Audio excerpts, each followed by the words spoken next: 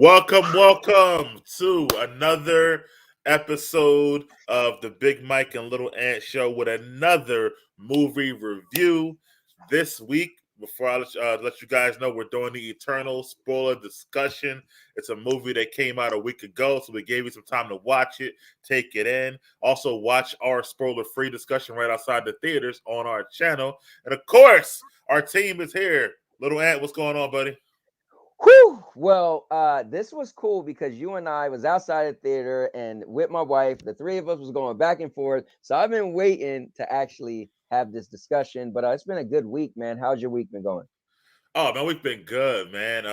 Been doing a lot. I don't know if you seen. Well, you of course seen. I did my football show. I did a review with my guys Josh and Chloe for the Harder They Fall. I don't know if you got a chance to see my new logo for the football show on the show, which was nice. So it's been a good week for me, man. So that's cool. So man, it's driving me crazy. So I'm not calling it a rebranding, but I'm updating my channel.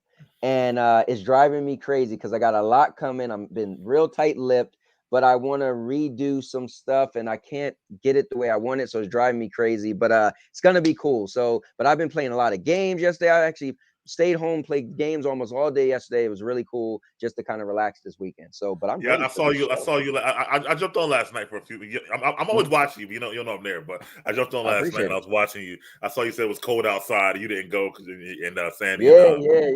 Your daughter went stuff like that. Yeah. So, but yeah, listen. We got a full panel today, man. So let's get started, bro. All right. So we have a full panel, but guys, we're also going to bring to you a guy that's a little close to my heart because I've known this guy for a long time. And if you've been watching some of our reviews, he was actually in two of them. And this is my guy, Chris Game Over Kakis, as a guest today. What's up, man? What's up, guys? Thanks for having me. Yeah, Chris, thanks for having you. And you might recognize Chris because he's actually been on our channel doing a spoiler-free out of the theater review with us for Halloween Kills. So You might see Chris a lot either with us or on the channel. I'm in the background a lot. Yeah, you hear his voice. Yeah. He was on that one on Halloween Kills. So a little bit. Cool. Yeah, definitely. And so let's move forward, man. So he just popped in actually. My guy. A friend of mine for many, many years. He comes on every week when we do our reviews for shows and movies. He's also a huge Marvel fan with a lot of insight. My guy, E Money. No, E Money. Woo. Yeah, what's good, E? We can't hear you, right bro. On time. You're muted. Baby. You're muted. There you go. What's good, E? Yeah. I'm good. What's up, good? Man? All right. Right on time. Are you ready for this review? Oh yeah, you know it. All right, and why don't you do your intro for Dave, man? Man, listen, we can't have this show without the guy who usually add an extra hour on the show with all of his here and there. But my guy, Dave, the mischief of mayhem, the comic book guru, Dave. Yo. What's going on? What's going on, Ed? What's up, fellas? What's up, man? What's going on, man? Glad to be back, man. You know? It's good to be back. Every time we do this, man, it's like the best part of my week. That's what's up, man. We got a lot coming up, so we'll discuss that though after the show. But listen, as I said before, man, this is a full panel. Now we got a Chris on here too this week, so we got a lot to discuss. And hold on, Mike, because the panel is a little bit fuller with the people in the chat because they have a voice too. So we got Rated Game and Cyborg in here already. Mr. Urban World himself. It's going down. It's going down for all the other people who are watching, and you don't get the chance to comment. But thank you guys for showing up. So just want to put a spotlight. Yeah, if you don't want spoilers, just slap a like on there for us. It helps. Yep, definitely for sure, man. Because we're going to spoil this thing up, down, left, right, in and out. So let's go here. So, fellas, man, the Eternals. It was 2 hours and 37 minutes. So it's a lot to get into. And Anthony did not fall asleep, so it must have been a good movie. That's a win. I would have slapped him sleep fall asleep watching this movie. Wide awake. Nah, that was funny though, because my girl ain't sleep watching it either. She usually falls asleep. Yeah. Eternals, man, I like to start, going backwards before I go forward, man. So, what did you guys know about the Eternals, and what was your anticipation for this movie? Let's go around the panel and come back up. Go ahead, Chris. What you Oh, know me about him? first? Yeah. You're right there. Well, I know that the Celestials are a race of space gods that were. They created the Deviants, the Eternals, and people with the X gene, like the X-Men and whatnot. Hulk. Well, they didn't create Hulk, but give humans them like powers to be great, right? The So, Inhumans as well. And I know that the Deviants and the Eternals were created by the Celestials, which was part of the twist of the movie. Yeah, I liked it, man. What was your anticipation for the movie itself, though, coming out? Like, would you, as far as like your excitement for it, this movie? I was really hyped for it because I knew a lot of people probably weren't going to like it or don't know much about the Eternals. So, and I know where a lot of the hate comes from on this movie besides the trolls. So I can see that, it maybe a lot of people didn't want to see it or whatnot, but, being a Marvel fan, I had to go. Okay. What about you, E? What you know about him from the comics? What was your excitement for the movie? Well, I wasn't really too excited unless they was gonna to me when the movie came out, I thought they were gonna do something with Thanos in it a little bit because what I know about Eternals is Thanos is half Eternal, half Deviant. So that's where I learned my Eternal stuff from, mostly studying up on Thanos. Okay. What about you? Now, Dave, our comic connoisseur. That's your new nickname, the comic connoisseur, actually. I don't know how I left that out. So, what was your what did you know, and what was your excitement for the movie? Well, going through my entire life, I read a lot of comics. Eternals just kind of popped into a lot of other people's comics as well. I knew the great deal about the Eternals going in, but my expectations for this movie were to flesh out and maybe introduce some different aspects and different storylines, like newer Eternals, like the newer versions. But I'm glad with the cast they had. I was suited because I like the smaller properties ever since Guardians of the Galaxy came out and had that smash hit. Now every small property, I'm expecting that same pop. So yeah, my expectations were actually really high going into this movie. And same question. So for me, you know me, I'm a power guy, right? So I was really excited for this because watching the trailers, seeing them look like more powerful than the people on the Avengers. So I was like, wow, they're gonna have a team that's gonna just look super, people with real power, like high level powers, and it gave me X-Men vibes, like a team vibe, right from the start, right? So I was really anticipating this movie. Like I was looking like, man, throughout the year I was like, man, Eternals is coming up. I'm excited for this movie because I love powers. So I was, now as far as my background, they was never that popular when I was younger, so I didn't know much about them. I just knew they was like, it was like a few cosmic things out there, right? Like you always heard of them. You heard of where Juggernaut got the Mcron crystal from, like that gave him his powers. So stuff like that was always out there in my realm of knowledge of comic books, but it was never that popular. Like, Silver Surfer is probably the most popular cosmic thing. So for me, kind of what Dave said is they did a hell of a job with Guardians. Another characters for me in my era that wasn't popular. So I felt like Marvel, I feel like they could take a character that you never heard of or barely heard of and really put a good spin on them. Let me find out. Yo, that's a low blow. Wow. Sorry. Wow. I like that pun. I like that pun, Chris. I said, Mike, you didn't have to pull that up. I mean, I didn't say it though. That wasn't even on purpose. Yo. The gaming cyborg, my arch nemesis. If you guys don't know, since we're laughing, I'm the gaming cowboy. He's the gaming cyborg. Cowboys are better than cyborgs. It's our thing, so he can't help himself. But are they really though? I'll take a cyborg over any cowboy. That's a whole other video for another time. Yes. Yeah, it's in our gaming world. It's been a thing for over a year now. But all right. Anyways. Well, Dave, let me ask you this: who are these characters that he's talking about? I don't even know these characters. Did you see this? Oh well, the one above all is technically kind of new. He's actually the same as the one below all. But Yeah, they're no, basically the god of the entire Marvel universe.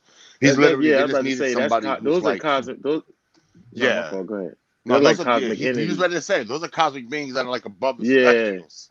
that's Yeah, like so Oh, wow. cosmic.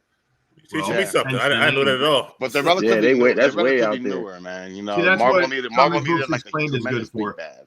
So Gotcha. Right. That's why I got Dave on the show, man. He's a comic connoisseur, stuff like that.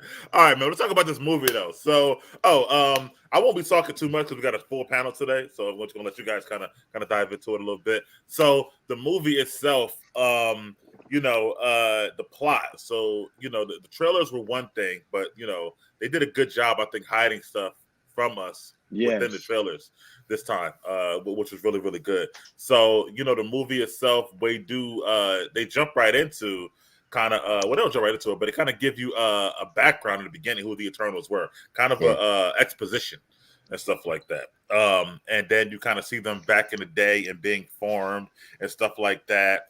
And some of their exploits, I guess, a long, long time ago. So in the beginning of the movie, I guess seeing them as a team and doing all that, what do you think about that, E? How about that? Like the beginning of it. So, With the beginning of the movie. yeah. Yeah. It's to me like I said, to me it started different. It was different for a Marvel movie for me. Mm-hmm. So a lot of things caught me by surprise. But the beginning, I started off good. I actually kind of like how the team like overlooked the human race when they came down and they were standing off the ledge and it was showing the deviants trying to eat humans. Yeah. Yeah, I thought that was good. I thought that was really weird that they went off with their powers just like in front of all these people with no right, regard at all. no hiding. I was like, oh no damn, nothing. they like that then. Okay. Straight out in the open, no hiding, no nothing. No. Right. Yeah. And with that being said, we got to talk about the deviants. We do see the deviants in the beginning, Dave. So in the beginning, when they first do the first fight with the deviants, what do you think about that whole part? that was fire. Right from the beginning of the movie, I kind of like the little Star Wars nod with the paragraphs setting up the whole story. Yeah. And then I don't know if y'all liked this movie, Wolverine Origins. The beginning part. That was one of my. Remember the beginning part, the beginning opening sequence when they were going through all the wars together? Yeah. It had that vibe when they were going through showing all the. That movie was horrible, bro. Huh? You didn't like Origins? I love it was Origins. okay. Oh it wasn't my God, that I love bad. that. It was I gotta so watch trash. it. Yeah, but he just The talked about villain, that yes, part, Deadpool. I know. You know what? We're talking about Eternals today. No. So yeah, because that's a whole nother discussion. I know. But now I liked how they came out introducing themselves pretty much as the gods that we know of today.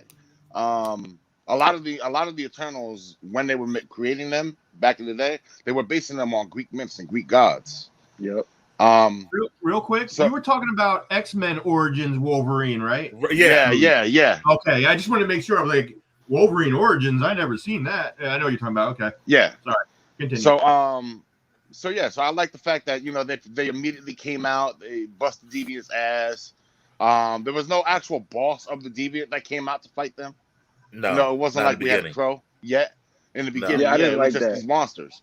But I like how they introduced themselves as gods to the human people. It set it up for basically the rest of the movie of how everybody's going to view them in the future. So, all right, how'd you like the scenes in the beginning, Chris, when they were in the olden times and showing off their powers and what they could do at the time?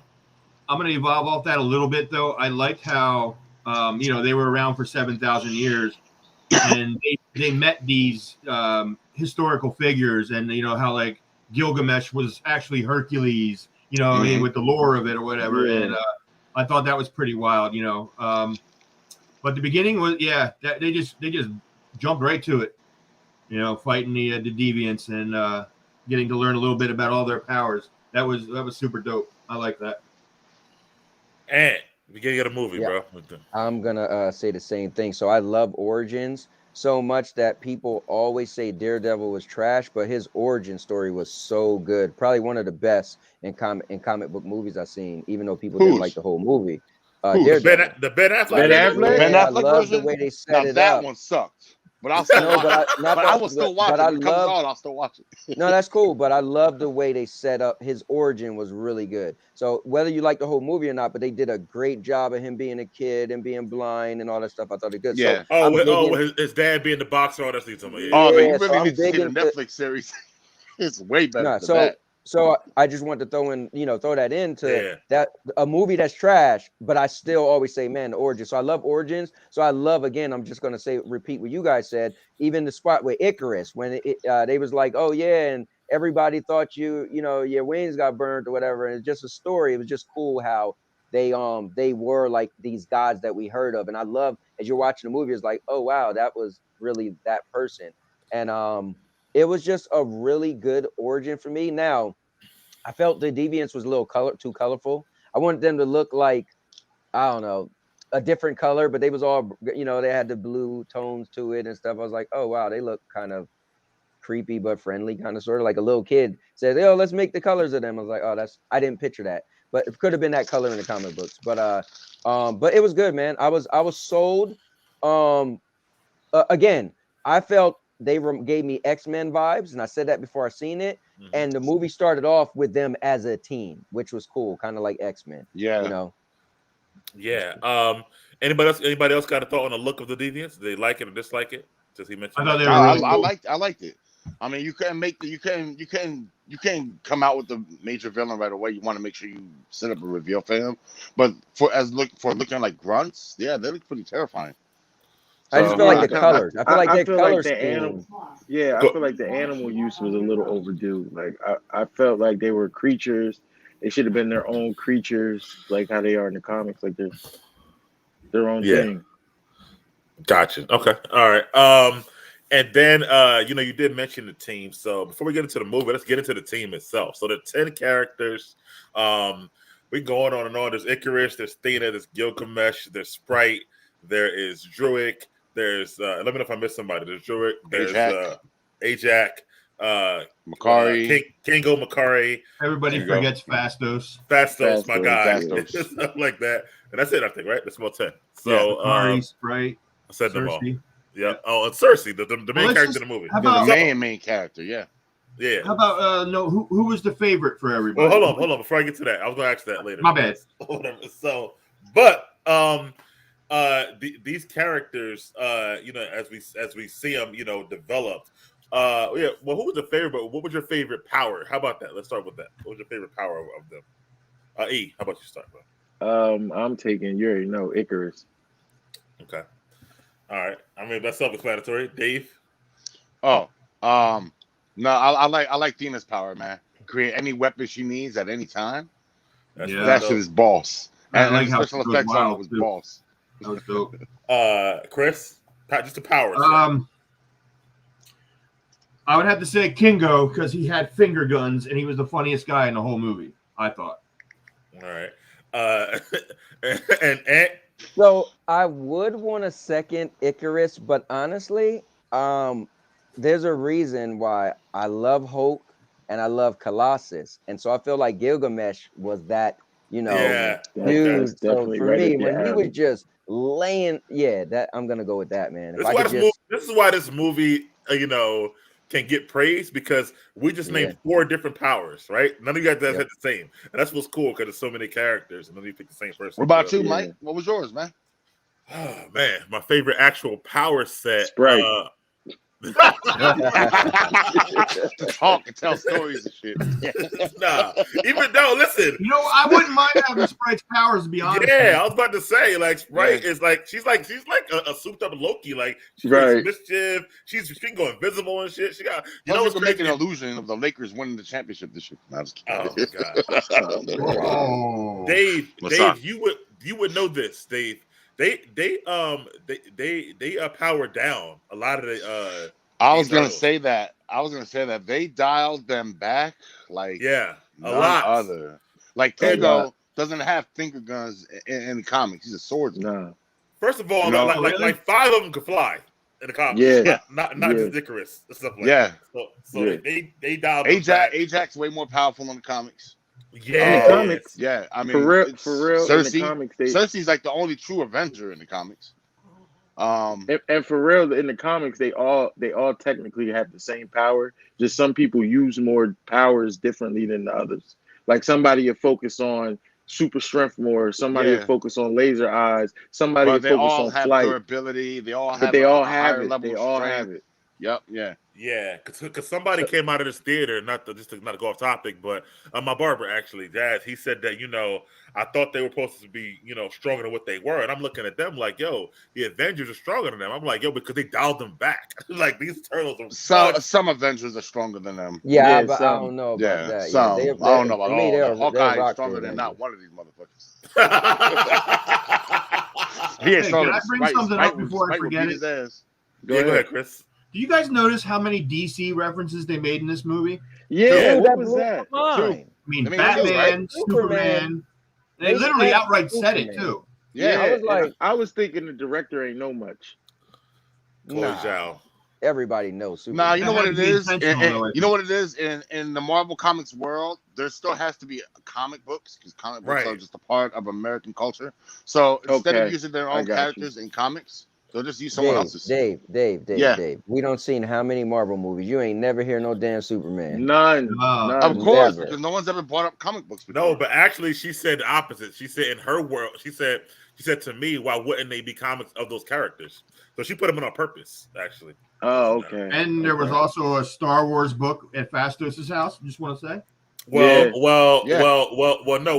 What Captain America mentions, it was on his list of stuff to watch on Star Wars was on Winter there. Soldier when he had that book. Peter Parker. Mhm. Peter Parker mentioned Star Wars He's also. been mentioning Star Wars and Aliens. Well, I mean, they're Yeah. allowed to do that. They own them both. So Right. Yeah. But to Yeah. say Superman, I was like, Yeah, that messed me up. Well, you know what? that If they would have messed me made up. up their own hero, nobody would have known who the fuck they were talking about. No, true, but they needed could have something for the easily regular said common person to said sit the down. Hope, or they could have said Captain Marvel. There you go. They could have When just he said first Captain was Marvel. talking, Because I Captain honestly Marvel don't thought have he a was comic talking book. about You see what I'm saying? when And the kid first was. Oh, go ahead, my fault.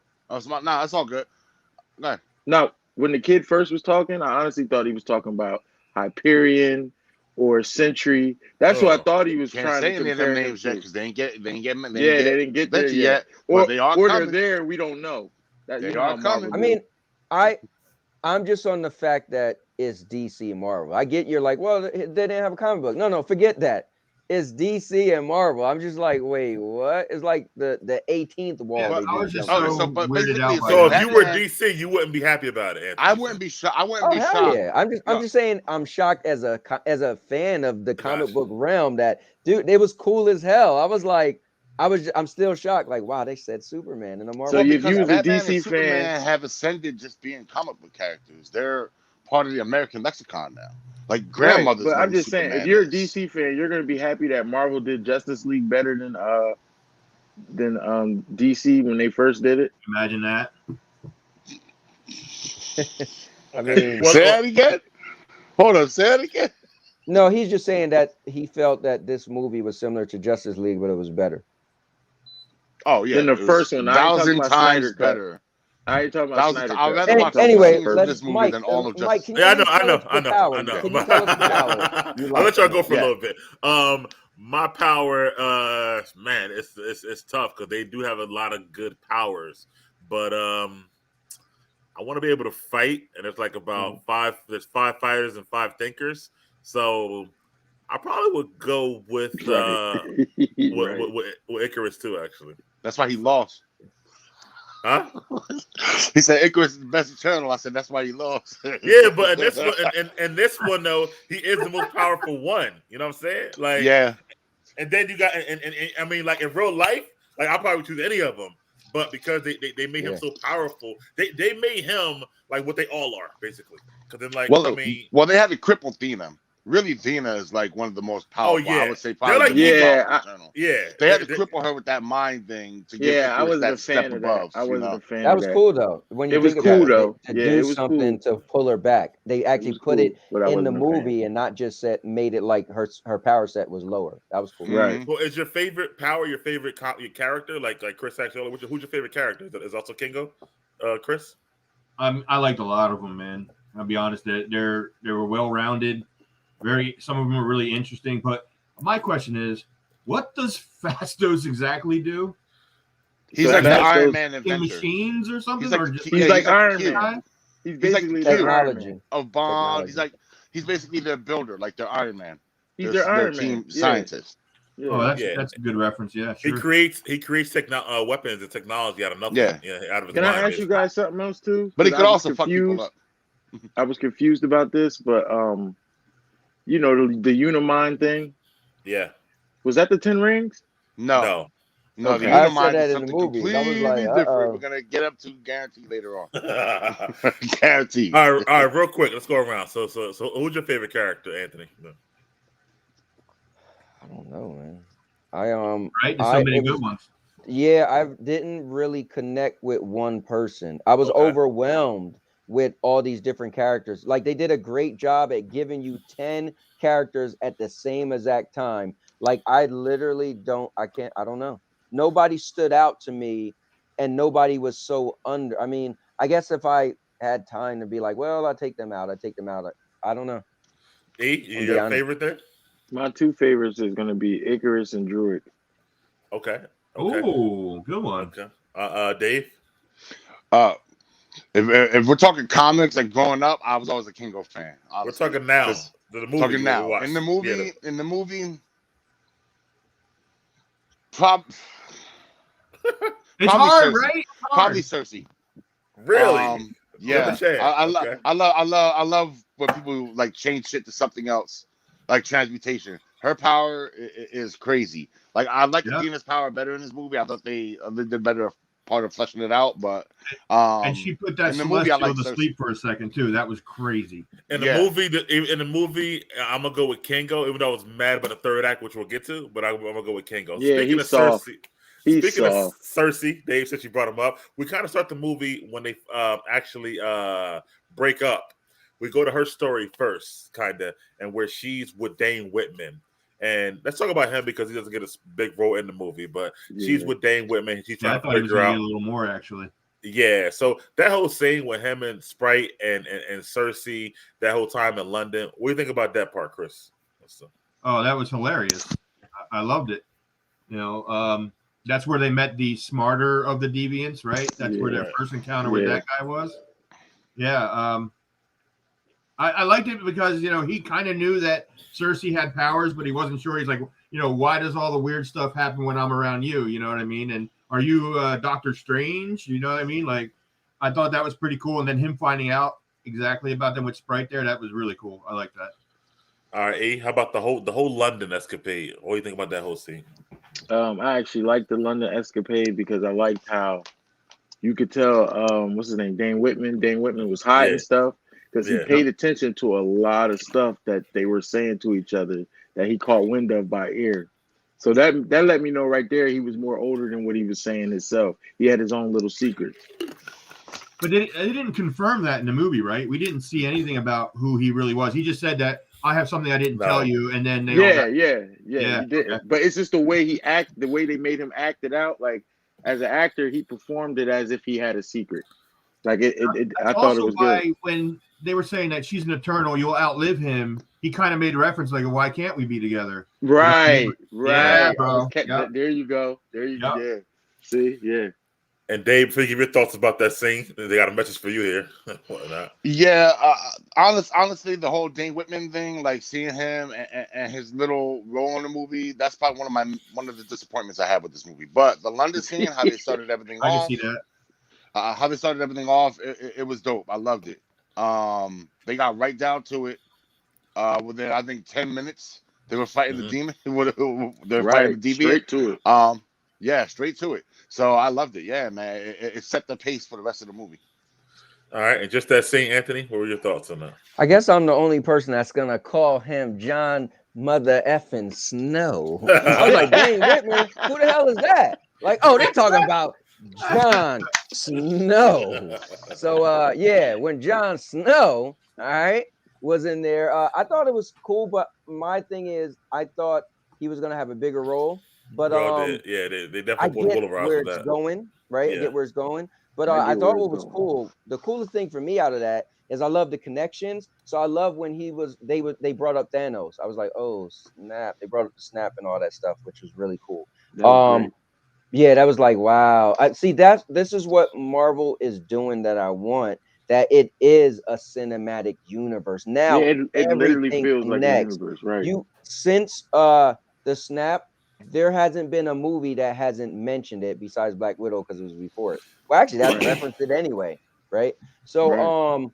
so man, yeah, that was a good scene. I mean, at the end of the day, he played his part well as kind of like, the boyfriend, and I think the cool thing was it was using him as the boyfriend because for me, he's Jon Snow. So it was cool. Like, well, you know what? At the end of the day, he has no powers or anything, but dude, it's Jon Snow. So that was cool to have him as the love interest. But the scene was cool. Had the water, them swimming in the water Mhm. as they're walking and talking Mhm. and it just coming out and then fighting and running like it was epic.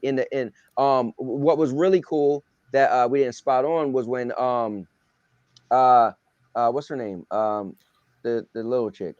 Sprite. Right. Right. Sprite made a bunch of them just walking all slow. Yeah, And the Yeah. deviant That was was dope. looking, really cool. and the That was deviant good. was cool because he didn't just attack everyone. He was like Nope. looking, and it felt like a dog. If a dog wanted to bite you, but a bunch of people came out, but it was focused on one person. That was a cool scene. So I like Yeah, to yeah. see. You got to touch on whatever you want from the scene. So he's right. But and speaking of Sprite, what we didn't touch on was you can start to see her jealousy of not being able to grow older. Her kind of envying Cersei a little bit Yeah. in that whole London scene and stuff like that. When she tried to trick the guy at the bar, but it didn't last. Yeah, Her he touched spells. her hand. He touched her hand. Yeah, Yeah. yeah. So maybe she's not as good as Well, Loki when it comes to that, I guess. But right, right. You I had was too thinking much to drink. but yeah, that and as a Game of Thrones fan, like Anthony was saying, I'm a huge Game of Thrones fan. To see Jon Snow and Robb Stark together again just made me Yeah, that like, was cool. Yeah, that was made me like dope. happy. That was dope. That was Stuff dope. like that as the I Stark like brothers. Did they and make stuff any like Game of Thrones references at all in the that. movie? No, they should have. No, but this is Kit Harington's second role with a special sword. Yeah, right, right. Straight up, right. Yeah. And he's gonna be in black like he was at the wall where he was in black. Yeah. Like that. So Hope you For don't real, man. end up like you did at the wall for the watch. For the watch. And I wanted to ask you guys another thing too, right? With Eternals, like comic book wise, when they die, they get reborn back on the planet they're from, right? Or the ship No, or they get something. their memories get Weird. stored in the World Forge. They can come back. But it requires the Celestial to actually create them. Like in Okay, the because comics. I seen Icarus come back a couple of times after Thanos trashed him. I see him come Yeah. back a couple of times. Yeah, So but they don't have like in the movies, they made it look like there's like an assembly line just waiting for them to implant memories. A Celestial actually has to recreate them in order to come back. If I remember Okay. correctly, Comics. too, they don't have their same memories anymore, right? They're just Yeah. a different version of Icarus. Like you Yeah. are Icarus, but not. No, you don't remember who they are and what they did, but they won't yeah, they remember remember. they won't remember how they died, what they were doing. It's up to a certain point. Right. Yeah, because I thought in the movie they made it sound like that was the thing with Cersei. She was like she was like, I don't want to not know who I am anymore. And they was like, yeah, I don't want her to not know who we are. Right. So But I they think made it Yeah. clear. yeah, I don't know why The that movie. was like that because they showed the celestial ship and they showed that their memories are stored in this pocket the thing. World Forge. What did you say? The World Yeah, the Forge, World yeah. Forge. Yeah. Yeah. We before we get to London though, I did skip a part I want to touch on. And we talked about them as a team and with it together. Let's talk about the breakup though. I want to skip that part. But what y'all feel about the breakup and why they broke up and how that whole thing went down? We think about that. Let's start with Dave this time. Dave. That was dope. It was definitely a catalyst. You couldn't really have them all living together. It would have felt like real rules or some shit like that. If all of them would have just been living in the same household. So Real for world. them, Yeah. for them to split up. Shouts out to Real split up. World. That was dope back in the day. Yeah. And for the reason that they split up, like with Druid, basically Druid, wanting to the whole stop part, the wars and them wanting to continue. It opened up a philosophical discussion. Because I told you I went with my son, my nephew, his girl, and we were talking about that in the car, like the different philosophies. Like, should you let them fight? Should they have stopped everything? Like, Druid had the power to stop everything. But Yeah, he they were said- like, they no, did. you're not going to go ahead and stop. You're going to watch these motherfuckers kill each other. You're going to watch them die. So I thought it was a great reason for Were his them to break powers up. on that large of a scale, though? Could he have made the whole world? Yo, Yeah, he stopped the whole Yes. army. He stopped Yeah. the whole he's army. like that was Professor down X there. on crack. Yeah, Like, Yeah, but he's like he Professor said X the on crack, world, pretty not much. a little army. He said the world. So could that? I was wondering that too. Could he have stopped everyone in the Yes. world? yeah, Nah. Apparently, Yeah. yeah. Yeah, his power Yeah, he levels can. in the No. comics, his power levels are Are high. that- Yeah, yeah. that's bro, in the comics, but we're talking about the movie version. Well, Of no, course, the movie. the whole thing of this movie is like they dumbed everybody's powers down. Gilgamesh is way stronger. He does more than just Yeah, punch people. way stronger. Like, way he stronger. does more than But just punch hold people. on. But he said it. He said I could have stopped the whole world at one time. Drew. Yeah, He he did could have say it, stopped the yeah. whole world. He could have. Yeah. He can control the whole planet. That's not a problem. So Controlling what the Celestials would is the his issue. point of the deviants been in the Celestials if they But just the deviants don't have threw it minds that are there controllable. to make everything good? Yeah, Well, no, You can't stop the you deviants. can't though. control the you deviant. can't stop Right, the you can't deviants control the because basically you can't stop the deviants are- because they they don't are have a select- true mind to control. Yeah. They're To me, it not seems thinking like- beings. So to me, the deviants seem like they were like the Jordan 1 sneaker. You know what I mean? They weren't. They were made, and then What? people They were still more ain't like how Nike they fit. Uptowns. They was more like Yeah, Nike Uptowns, right, and then right, Crow right, was like the right. Jordan. Yeah, there you go. There you go. Crow is the Fair Jordan enough. 1. There you go. Yeah. Yeah. Yeah, I was about to say because Jordan 1 sound like crazy right now. yeah, Man, they all selling like crazy right now. yeah, but yeah. the breakup part. What do you think about that whole thing? Now, the breakup part when you're talking about, okay, so When they all broke I up. felt Druid, like for real. When it came down to that, I understood where Druid was coming from, and I felt like since they've been together, look how long they've been together. I wouldn't be surprised if they start turning on each other and ripping each other apart. Like that was a long time to be in each other's face. Chris, the breakup part. What do you think about that, bro? I just have one statement about the Eternals in general, and I posted this on Facebook, but they are the most dysfunctional group of superheroes You I've did say ever that. seen in my Right. life that make the Avengers at their worst look like a picnic. That's Okay. very true. That's Yeah, a I very never, like- good statement for the. They're killing each other. They fucking I'm sorry, excuse my language. They're killing each other. They're going, you know what I mean? Like I didn't think they were going to kill each other now, you know what I mean? Like Oh, Yeah, man, I guess but when you're, you're together for 7,000 years, some shit gonna go down, right? So yeah, but you're skipping like A lot, millennia, right? So like if we could take it back to where they broke up, Yeah, I don't feel like they was that dysfunctional. It was just like they had a mission to accomplish, and they accomplished it, and there was nothing else to Right. do. yeah, So it's just they all hard. had their individual problems, but and maybe it's hold just on, because Yeah, but it was hard for them to just sit there knowing they're super no, I agree. powerful. Yeah. The cool thing with them was they was following protocol, right? Besides Right. Druid, right? Right. So it's like, well, and they're sitting there waiting years and hundreds of years of what to do next. Can we go home? So if we're not being told we could go home and the mission has been completed, then when we're super powerful, it was just, we might as well just go our own way. So I thought it made sense and was kind of cool because it wasn't just that they was dysfunctional. It wasn't just that they couldn't get along. It was that their mission was done, right? So let's say you go to the war and you go overseas, right? You sent overseas from America, you win the war. Like, do you just stay there with the people you went to protect? You're kind of like, I'm done. Some people are going to want to go home. Some people are just going to go wherever. So I felt it just made sense that for them to separate because there was nothing else to do. I looked at it in that mindset. It's kind of cool. Okay, gotcha. Makes sense. What are you doing, Dave? You all right over there? Oh no, I'm setting up Red Zone on my TV. Oh, is that time? Sorry, Is my it? bad, guys. I'm listening. Yeah, you good? You good? All right. Well, before we, I'm like, what's he doing over there? Before we leave London, because we're about to leave there and go to the next scene. But let's talk about the what do you guys feel about the love story of the movie with Cersei and Icarus, and then with Dane Whitman? You thought it was necessary? Did you buy it? What do you think, Chris? That was a lot of the filler in the movie, and there was Right. a lot of that, which made it. I mean, you could have made this a sub 2 hour movie if you didn't put all that nonsense. I'm not a guy who enjoys sex scenes and love scenes in movies. They do nothing for me. They just, okay, they love each other, great. Let's get on to what I want to watch, right? Gotcha. Okay. All right, and I respect that. Yeah. What do you think about it? Hold on, Dave. Oh, all right. So I respect that.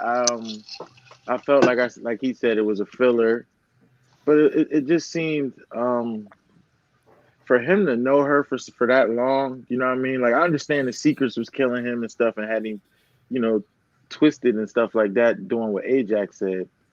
But for him to know her for that long and love her for that long, I felt it should have been a little bit more easier for her to talk to him and make him, you know, right? Like, oh, shouts out to the sex scene though. First Marvel sex scene, never seen one.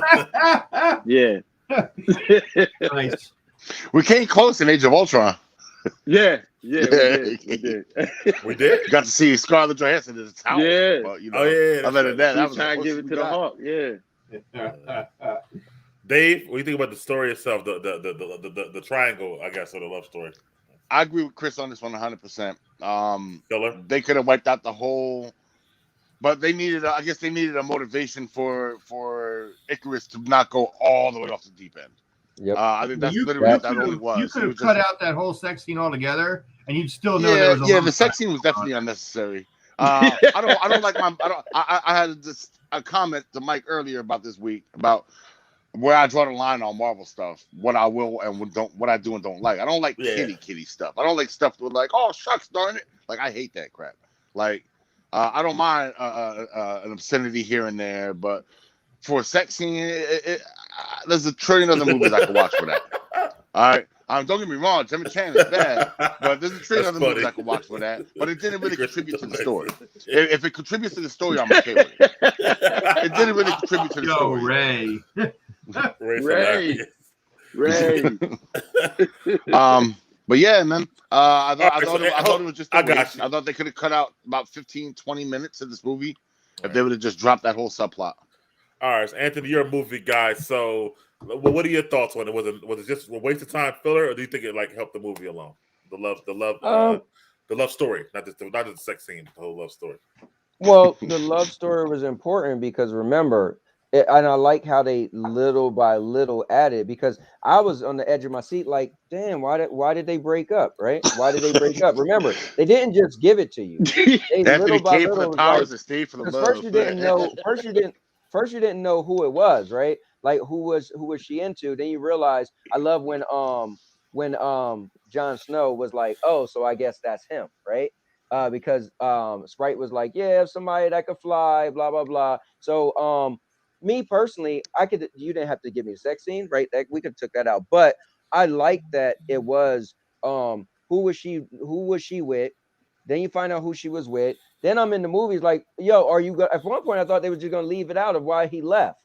I was like, yo, come on, don't do this to me, because it made me want to know. And then they finally got into why he left, and then later on, it kind of was like on a whole different level. So, I mean, I was cool with it, but you could have took out the sex scene. I didn't need it, but I still like the fact that I still like the story of them being in love and them breaking up. And all that stuff. I was cool with that. Yeah, I think the sex scene was probably overkill, probably checking off a box. You know, they could have done this movie. I did feel like step. I think it's a step toward Deadpool's and the R-rated stuff that they're planning. Midnight Suns. Yeah, maybe. Maybe. Yeah. They've got to go backwards, because if you remember, like Iron Man 1, like he had a clear one night That stand was with the dark, reporter. right? Like That's true. So. What was that? Does that count as a sex scene with Christine Everhart when he was roaming? But you didn't see him have sex with her. You saw her wake up with her shirt on and stuff like that. So I don't know. She was on top of him in the beginning of that, but it's all right. It's all good. That's true. But anyway, I felt like I think they might have showed like too much of the love story, like the part where they get married and they're all in the back of them like smiling and clapping, like Except we for didn't really Sprite. need all that. Yeah, except for Sprite. Yeah, it was looking all mad and Sitting all mad. yeah.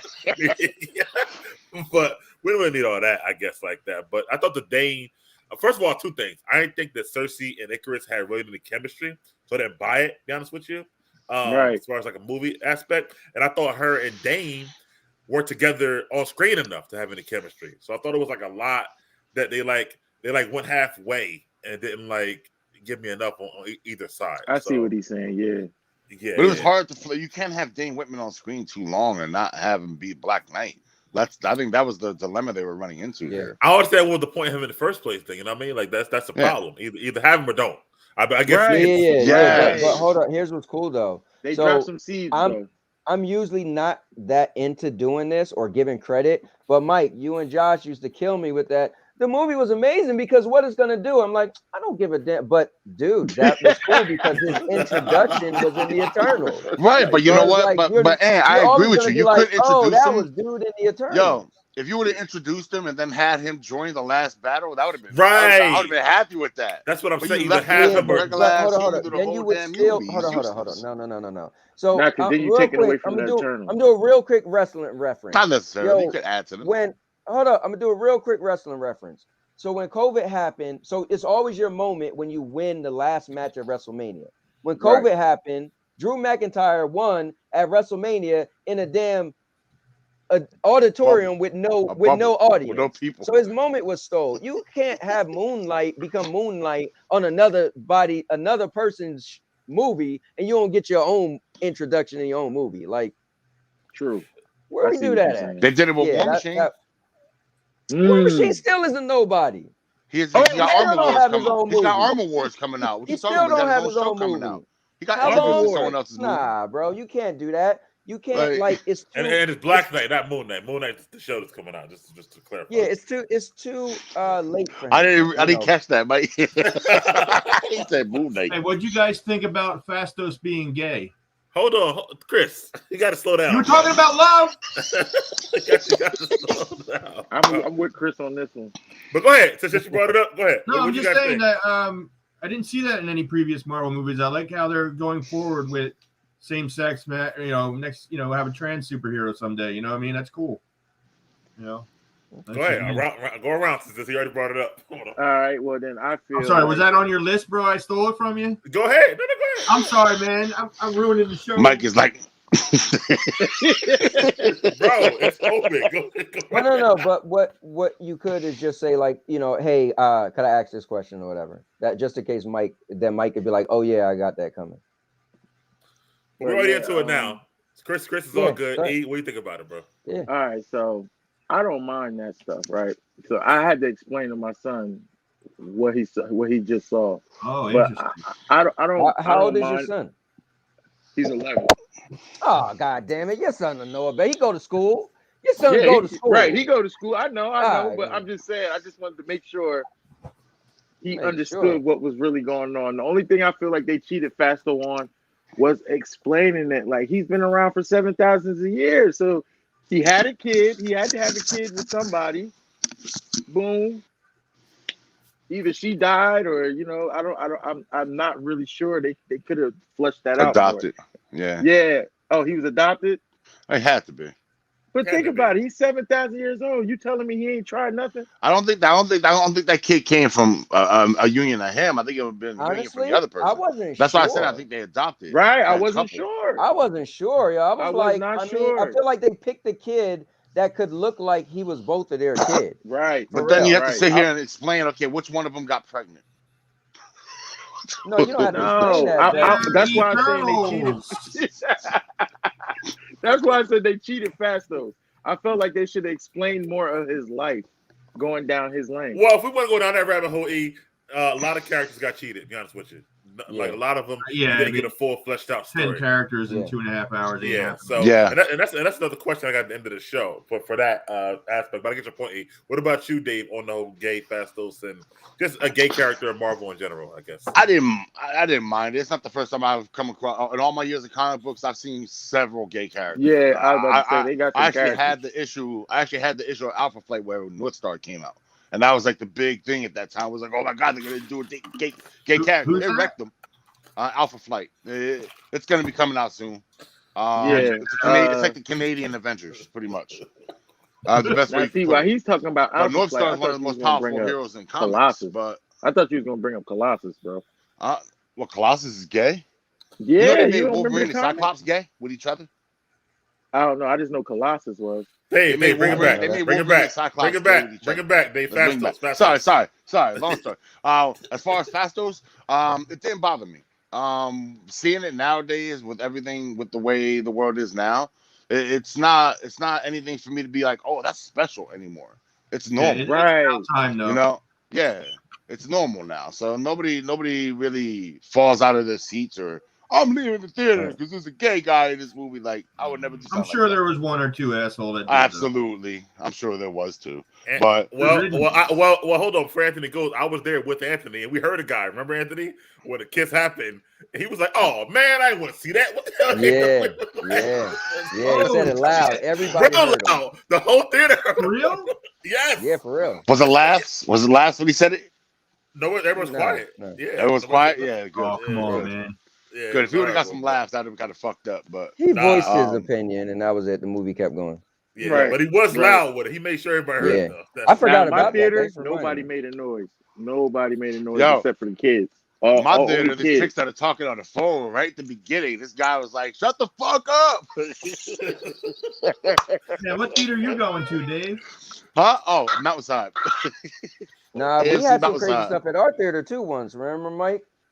It was like these kids in the front row, and somebody's like, "Yo, y'all gonna be quiet?" Yeah, Chris. Yeah, and that was when Mike was like, "Bro, I don't think I'm gonna go on a Friday night no more." Remember? Mike was like, "Yo, man, it was extra that day." Well, one kid stole my seat when we went to see Shang-Chi while I got popcorn. So that was true. Anyways, let me jump in there real quick. Yep. The gay thing didn't bother me at all. It's so relevant in our society so much that yesterday I played Forza 5 for the first time, and when you create your character, it literally had him, her, she, he. I was like, "Yo, is this in the game?" like legit, it had me pick as I was creating my character. I was like, man, "What?" But dead serious. Is it Forza a car game? It's a car game. Yep, and you create your character. But anyway, so yeah, that didn't bother me at all. I felt like, in a weird way, I'm gonna say this. It made the movie. This is crazy. I'm saying this, but it made the movie well-rounded. It was like they really just you got went all out for inclusion. Yeah, you got 10 characters, right? So none of them are. You got 10 characters. Nobody's gay, really. So, and then to think of, wow, what did he do all them years he been in existence? So, because we know back in the day, it was a lot of gay stuff going on. Like you watch Spartacus stuff in that set in time, it was like that was a common thing. So, so wouldn't all of them be like that then? Not really. It's a preference that we all ain't gay. I mean, 7,000. I'm talking about the 7,000.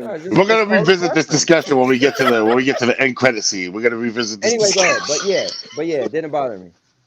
Yo, Ray is hilarious today, by the way. We're going together, sexy. Yeah, my son said something. I was like, man. He said Eternals who? He said Eternals who? Come on. He said. I'm not trying to interrupt, Mike, but do you have anything about Makari that you wanted to talk about? Bro, loved her. Bro, yes, I do. But I'm gonna let you take it then. All right, but I haven't even gotten to the sex scene. My thoughts on it. I mean, the gay part. My thoughts on it yet. So all right. I thought that it was I think it was like another checklist, just like the sex scene for Marvel. I guess it was the best movie to do it in because, like Anthony said, you got 10 characters who've been around for 7,000 years. So it makes logical sense that one might try to mess with another sex. Because, you know, everything they do for them is really exploration. You know, even getting a cell phone was like, yo, I heard you like those things or whatever like that. So it could be, yo, you know, why does it have to be man-woman for them? You know, they're like, well, why not man-man? You know what I mean? So I guess I do get it. I do think that, I guess for them it was like, if you're going to do it, let's do it. So have the kiss as well. I don't think it was necessary, you know, so to speak. I don't think it was necessary either. Right. Because I got it from the previews when I seen them standing there with the little boy. Yeah. I caught that. When he was like, Dad, and they both looked at each other. I caught that right off rip. I didn't catch that. That's weird. Yeah, I told my girl right off rip. Yeah. So I don't think that was more necessarily like we got the point already. It was husband, right? We already knew at that point, stuff like that. But it also said something that made me go, man, you know, what the fuck going on? Like, it wasn't like that either, stuff like that. So it was whatever. So yeah, right. I'm grown, man. That ain't gonna make me do all that. But yeah, that was funny as hell to me. I almost laughed at it. I'm not gonna lie, but because I'm easily amused.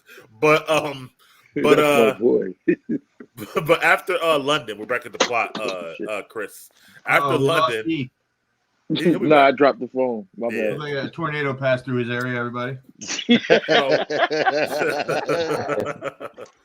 So after London, 'cause I'm gonna go over the plot, Chris. I'll get to the characters later. After London, we get to the fact that Icarus does come and lets them know that the deviants are back, and they all go, him, Sprite, and Cersei. They go to Ajax's place and they find her dead at that time. And supposedly at that time, we're watching killed by the deviants, and then we see Cersei. I believed it. Yeah, we all did, I believe. And then we see Cersei get the power to be, what's it called, Dave? The head Eternal, I guess, or whatever, or something. Yeah, like Eternal. Prime Eternal. Yeah, Prime Eternal, to be able to talk to the Celestial at the time. So what do you guys think of that whole part and development of them finding her dead and stuff like that? E, what do you think about that? E. That caught me off guard. I really did think the deviants, I really thought the deviants got at her. I was and I thought that for a couple of reasons. First, the way the previews was set, I didn't see her standing there at like key moments, and I was like, oh well, I don't see her. I don't see who don't like Selma Hayek. Yeah. So I was looking for her for a while, but I really, for real, Icarus got that off. My boy got that off. I really thought she was You dead. jumping, E? Oh, Yeah. My fault. My bad, guys. Oops. Yeah, I know what he's saying, though. I was the same way. Yeah, I agree. Right? You thought the same thing, right? You're looking at her body in the all messed trailer, up. they showed her Ajax talking at the barn, and I'm like, was that something they didn't include in the movie? Right. Yeah, I was triggered the same way. I was like, wait a minute, I ain't getting to see Ajax really kick ass? What the hell? You know what's crazy for me? I feel like I got cheated. Since I guess a few movies, I love trailers, but I started to taper myself back. I remember it was something trailer that Mike kept putting in the group, and I was like, I'm not watching it. Morbius. Yeah.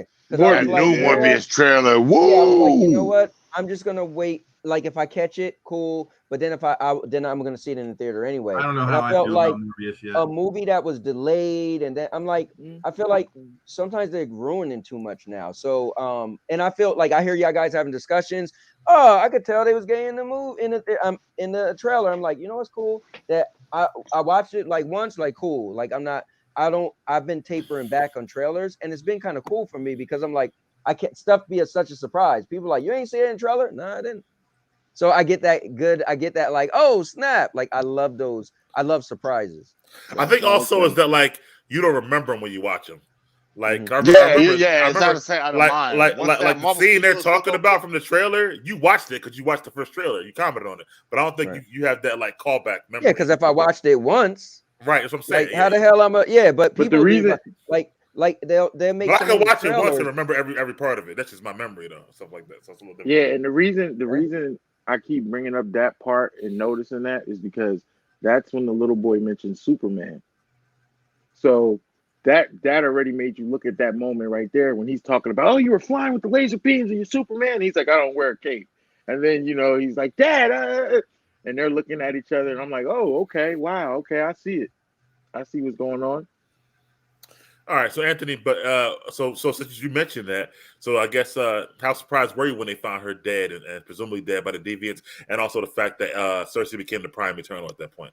What do you think about that whole scene? Reason why I was so surprised because I felt it was too early in the movie. I was like, really? Because I felt looking at her as a prominent character or like she's the leader, and I was like, damn, I kind of stole her thunder. I mean, the good thing is we've seen her do a lot, but I just felt, wow, it just felt too early for me. In the movie when she died, but that was the shock value for me. I was like, really? So I'm like, yo, she can't really be dead. Maybe she's gonna come back. So that's the feelings I got, that it was a little too early. I thought that for sure, man, that they were gonna come back. Seeing an Eternal die just blew me away because I was like, what?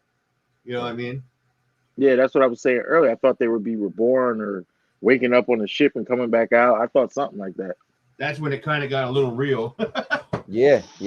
But I still kind of feel like, I'm jumping. Never mind. So they go from there to get everybody because Ajax now dead. In their mind, only thing they know is happening is the deviants are coming back at this point, and then they need to get all together. So the first person they go to get is our guy Kingo, stuff like that. And they go, and Kingo is now Bollywood dancer. Kengo has a whole loved theater set up, whole studio. He's His- very, very popular. His dude stole the show. Yo, his servant. Yeah, Love that guy. Yeah, the Love that valet. guy. Yeah. boy. Can I say something That real was my quick? boy. Dave, this is what I call I'll be comedy. right back.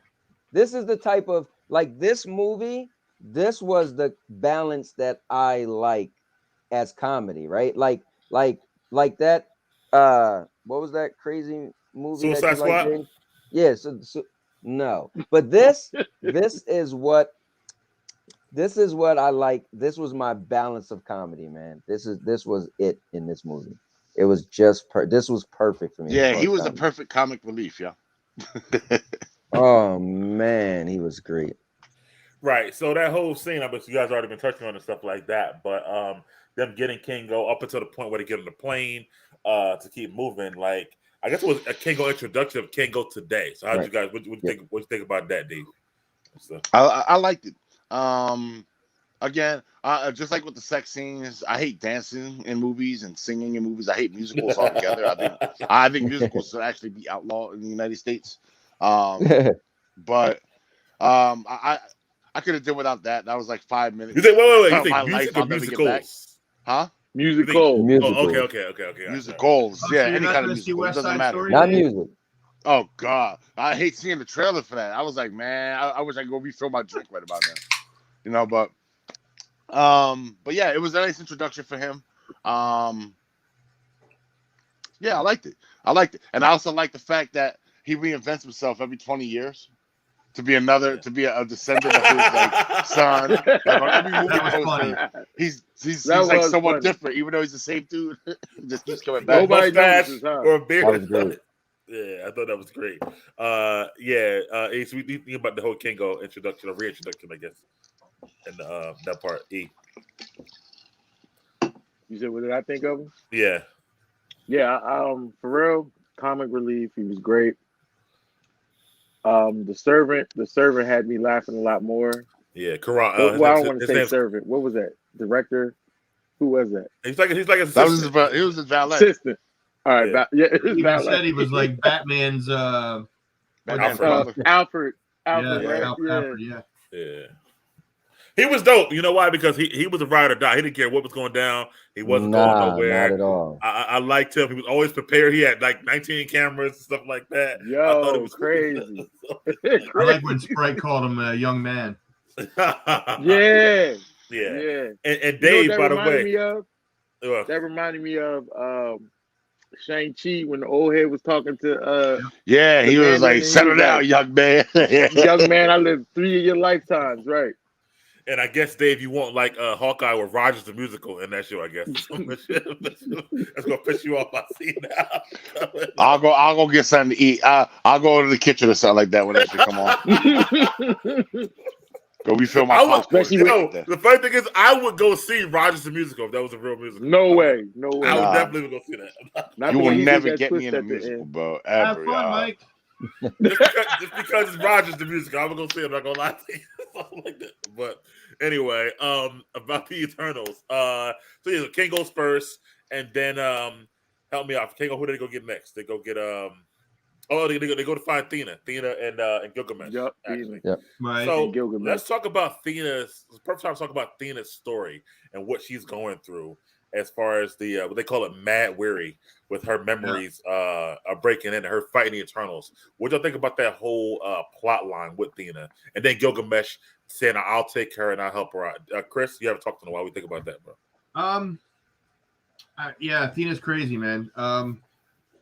I really like the mystery behind her. Yes. Like, I mean, so I'm not sure exactly what happened, but is it that she has her memories every reset? That what made her No, crazy? her memories are overloading. Basically, think of it as like a hard drive at its max. They made it like it was like a disease or something, right? Yeah, Like certain like people get this once infection or something. once you've experienced so much, I thought it was in Eternal's life, their Yeah. memories will fill up to the point where Like they super can't remember anything PTSD. anymore. Yes, Right, exactly. Basically, yes. Yeah. So yeah. basically, yeah. she's supposed to go to the To the world forge Olympia. and Yeah. implant her memories and come back as a clean I slate. got you.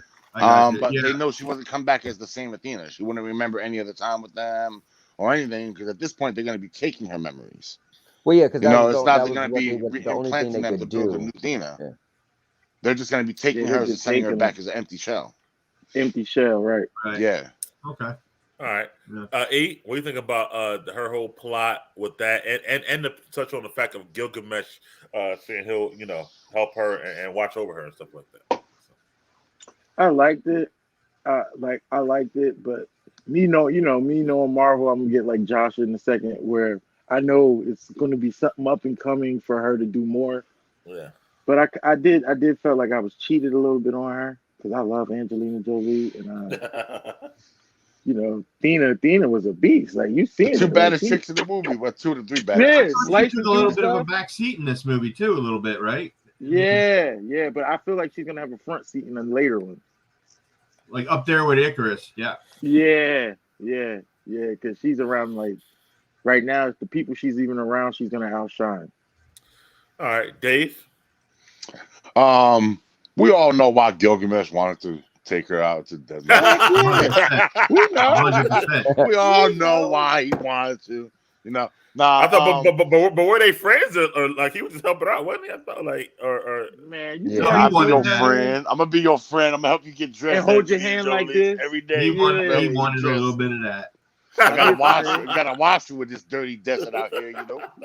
Like, Yeah, Mike, he took the trip. He took the trip without his bro. That's all. that's hilarious. but now I knew immediately once they said that she started getting this, I knew, okay, this is their way of dialing her back. Because I started picking out immediately, right from the beginning. Like from the beginning scene, we said they all came out like gods. They were whipping ass. I know they couldn't remain at those same power levels. So I was like, okay, they're gonna start dialing people back. So they kill Ajax outright. The woman who could heal, they kill her or whatever. Okay. Crazy. Right. And then now they give her a mind disease. And I'm like, oh, okay. So now they're basically setting up, and honestly, I didn't get a chance to speak on this before. The Cersei, when she became Prime Eternal, I thought they were going to give that role to Icarus because he's literally the next up in terms of power levels. Yeah. But they gave it to her Ajax obviously wasn't for that plot powerful. reasons. But Ajax wasn't that powerful. Ajax, So I knew they wasn't going in the by comics, that. Ajax is way more powerful. Yeah, and there's a reason but why I'm she just was the saying, leader in the movie, here. I could tell they weren't going by that hierarchy. I Yeah, think she no, only but had you gotta heal remember, because she Ajax can heal herself. was the most powerful. That's it. Because she was the leader before this. She was the leader of the whole Right. squad. She kept them all alive. Yeah. Yeah, but with her healing, yeah. Yeah, hell it yeah. just depends on how you look at powerful. See, we're in our thinking, we always feel like powerful is somebody that could pick something, a building Yeah, no, up, it's definitely not. but the person who could heal the whole team, you know what I'm saying? And So, but outsmart. again, I don't think this had to be the quote unquote who's the most powerful. It was just who was the right person for the leader role. For the job, right. Right. All right. Well, you haven't touched on it yet, Anthony. So touch on Athena and I'm sorry, Dave, you were done? I'm sorry. Oh no, I didn't even get a chance to go back to that. The Gilgamesh thing, taking her out to the desert, I kind of understood where they were going with that. You gotta have, once you break apart the team, you gotta have the whole second act of them gathering the squad back together. So this was like step 1 or step 2, I guess, in that. But I liked it. I like their dynamic too, and the chemistry on screen is good between Gilgamesh and Angelina Jolie. It was like kind of sad. It was like taking care of like an Alzheimer's patient or something. An extremely powerful one. Yeah. Go ahead. So I think what the cool thing was I again, I'm into powers and how powerful somebody is. So it was cool because you seen him knock her the hell out. So remember, like we leaving that out, like he laid her out. Boom! I was like, oh wow. She was just like, I audibly went, damn, when that happened, bro. Yeah, I did too, like, yo. Sack of potatoes, bro. Yo, he had no remorse. He had really no cool. remorse in his face. I mean, he had to do what he had to do. But I love how they wanted to give you some sense of connection with each character. So for him, he was cooking for her, like Dave said, she was like Alzheimer's patient. It was just cool to see how he was, they're also away in a desert because they don't want to be around people just in case she's flip out. And if she flip out, he gonna knock her the hell out. And it was like the perfect person to watch over her. And he was giving her more like you could tell when she's gonna like it's taken over her, he was more lenient with her, and it was just a good vibe between them two to give a little bit of sensitivity to the movie. That was kind of cool. And especially with these two, these powerful characters, you would feel that, they're just powerful, right? That's all you need. But no, they was, it made them a little more human. That scene gave a little more like that. Oh wow, this was a cool moment with these two characters. Yeah, as I agree, as Ray said, Ray easily he loved her and whatnot. So I agree with that. And welcome Mike to the show or whatever, and the awards stuff like that.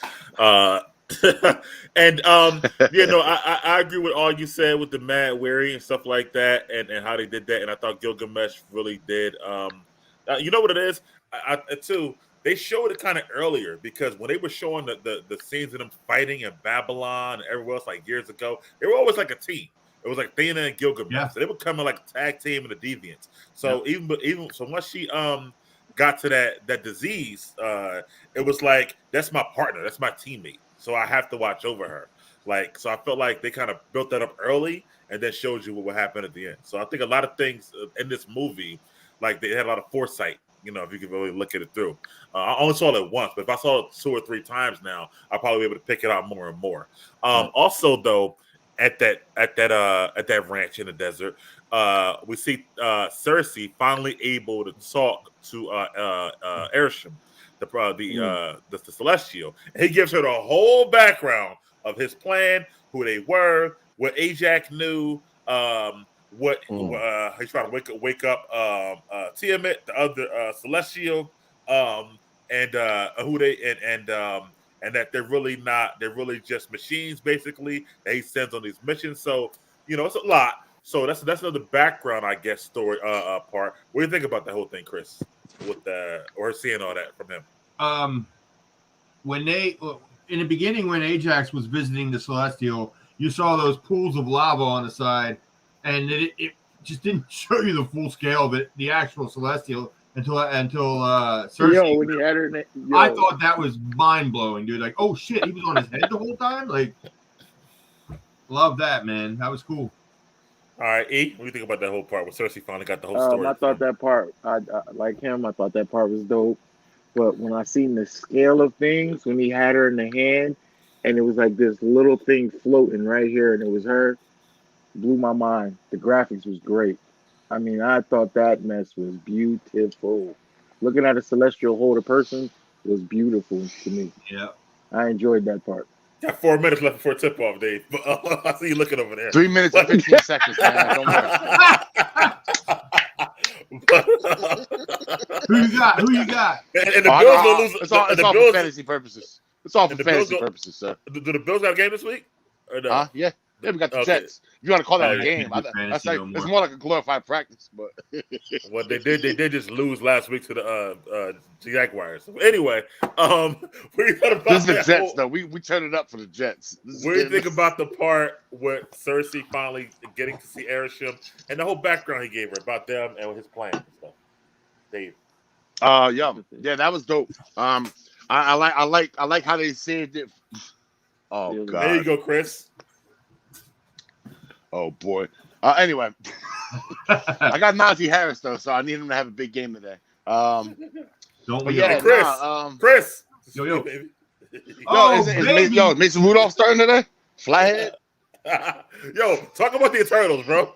Yeah. Sorry, we just totally. So I like how they saved that particular moment to show the scale of the Eternals, like how big they are, how actually big he is. And was this also the part I had to run? The open, like, full disclosure here, I had to run and go refill my drink, right, during the movie.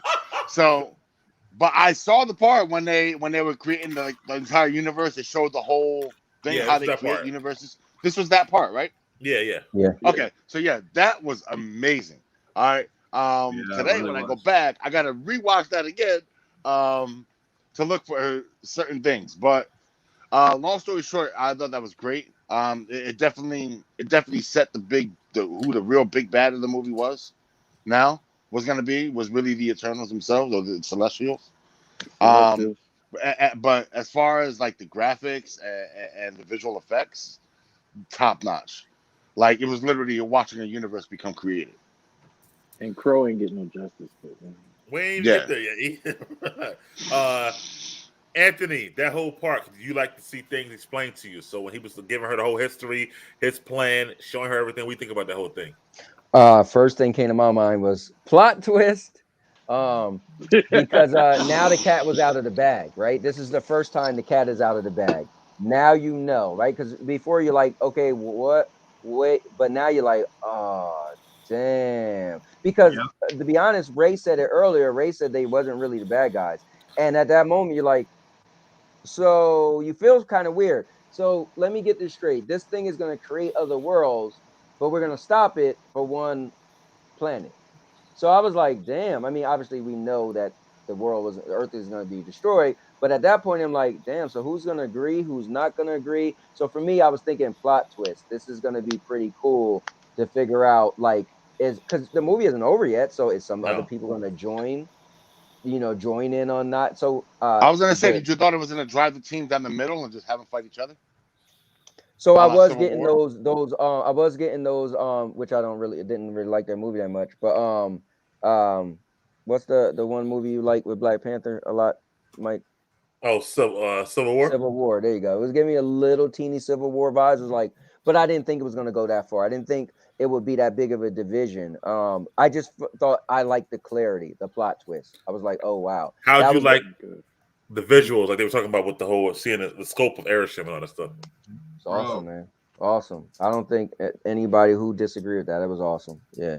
That one shot they showed of the Celestial coming out of the planet will be anything Roland Emmerich could ever direct, right? Yeah. That was insanity.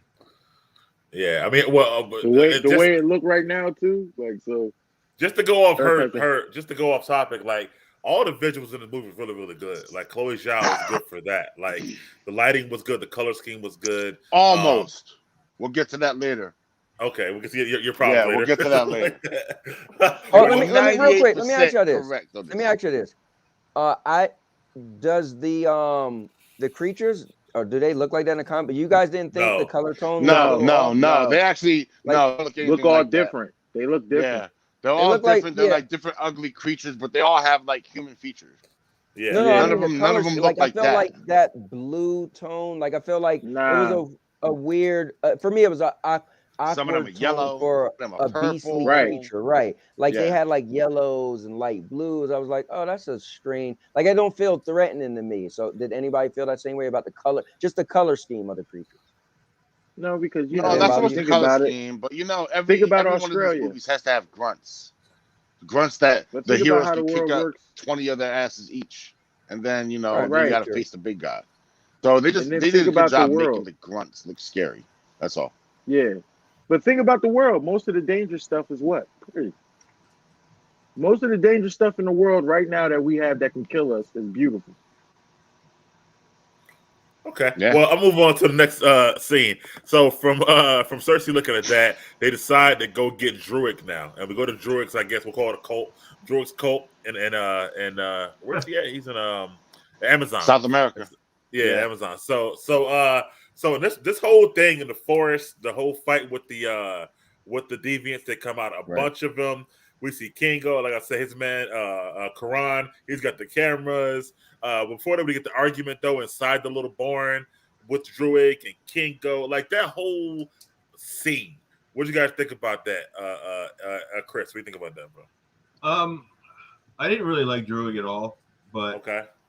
I thought it was interesting that they told him that he couldn't kill or he couldn't possess anybody anymore, so he went off to do his own thing, right? And then they're coming back like, "Yo, you got to join us. The deviants are back," and he didn't want to at first.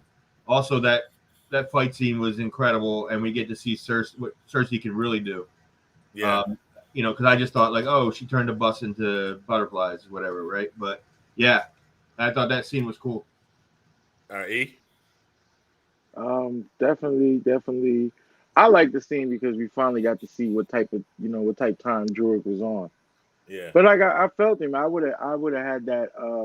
How could I say? I'd have had that chip on my shoulder that whole time too, just like him. You telling me now you want to interfere and stop stuff and do stuff, but when I wanted to stop them from killing each other, it was a problem. So I feel him on that. I do. I feel Drew on that. But yeah, the action scene was great. Him with the shotguns. Yeah, That's what I needed. Icarus getting the face slammed in the dirt, trying to. Yeah. Yeah, it was a lot of action in that scene. Gilgamesh was a lot of sliding action as well. in that scene. Yeah. You know, the Kango part, him sliding under the thing, loading up with the gun, stuff like that. Yeah, I thought that was dope too. So, Dave, we think about the whole time at Druig's cult. I was actually when they first met up with Druig, I was trying to figure out what religion he had them practicing because they were inside a church talking. Like you saw the pulpit, you saw the pews. I was trying to figure out. I was trying to get a visualization of like what God did he have them praying to out there. Yeah, good point. I also was getting weird Jonestown vibes. I'm old, so I'm like old enough to remember Jim Jones. You know, I was getting Jonestown vibes as well. That he was going to have them kill themselves or something like that. Which on topic, Leonardo DiCaprio just signed up to play. I saw Jim that. Jones. I saw that. Yeah. Wait, who? Leonardo DiCaprio. Play who? Jim Jones, the cult leader. Yeah. No, the rapper. Drink the Kool-Aid. Don't drink the Kool-Aid. That's where they get this from. Yeah. He has some really good Kool-Aid. If you don't know who Jim Jones is, Google him. And read about Google him after this.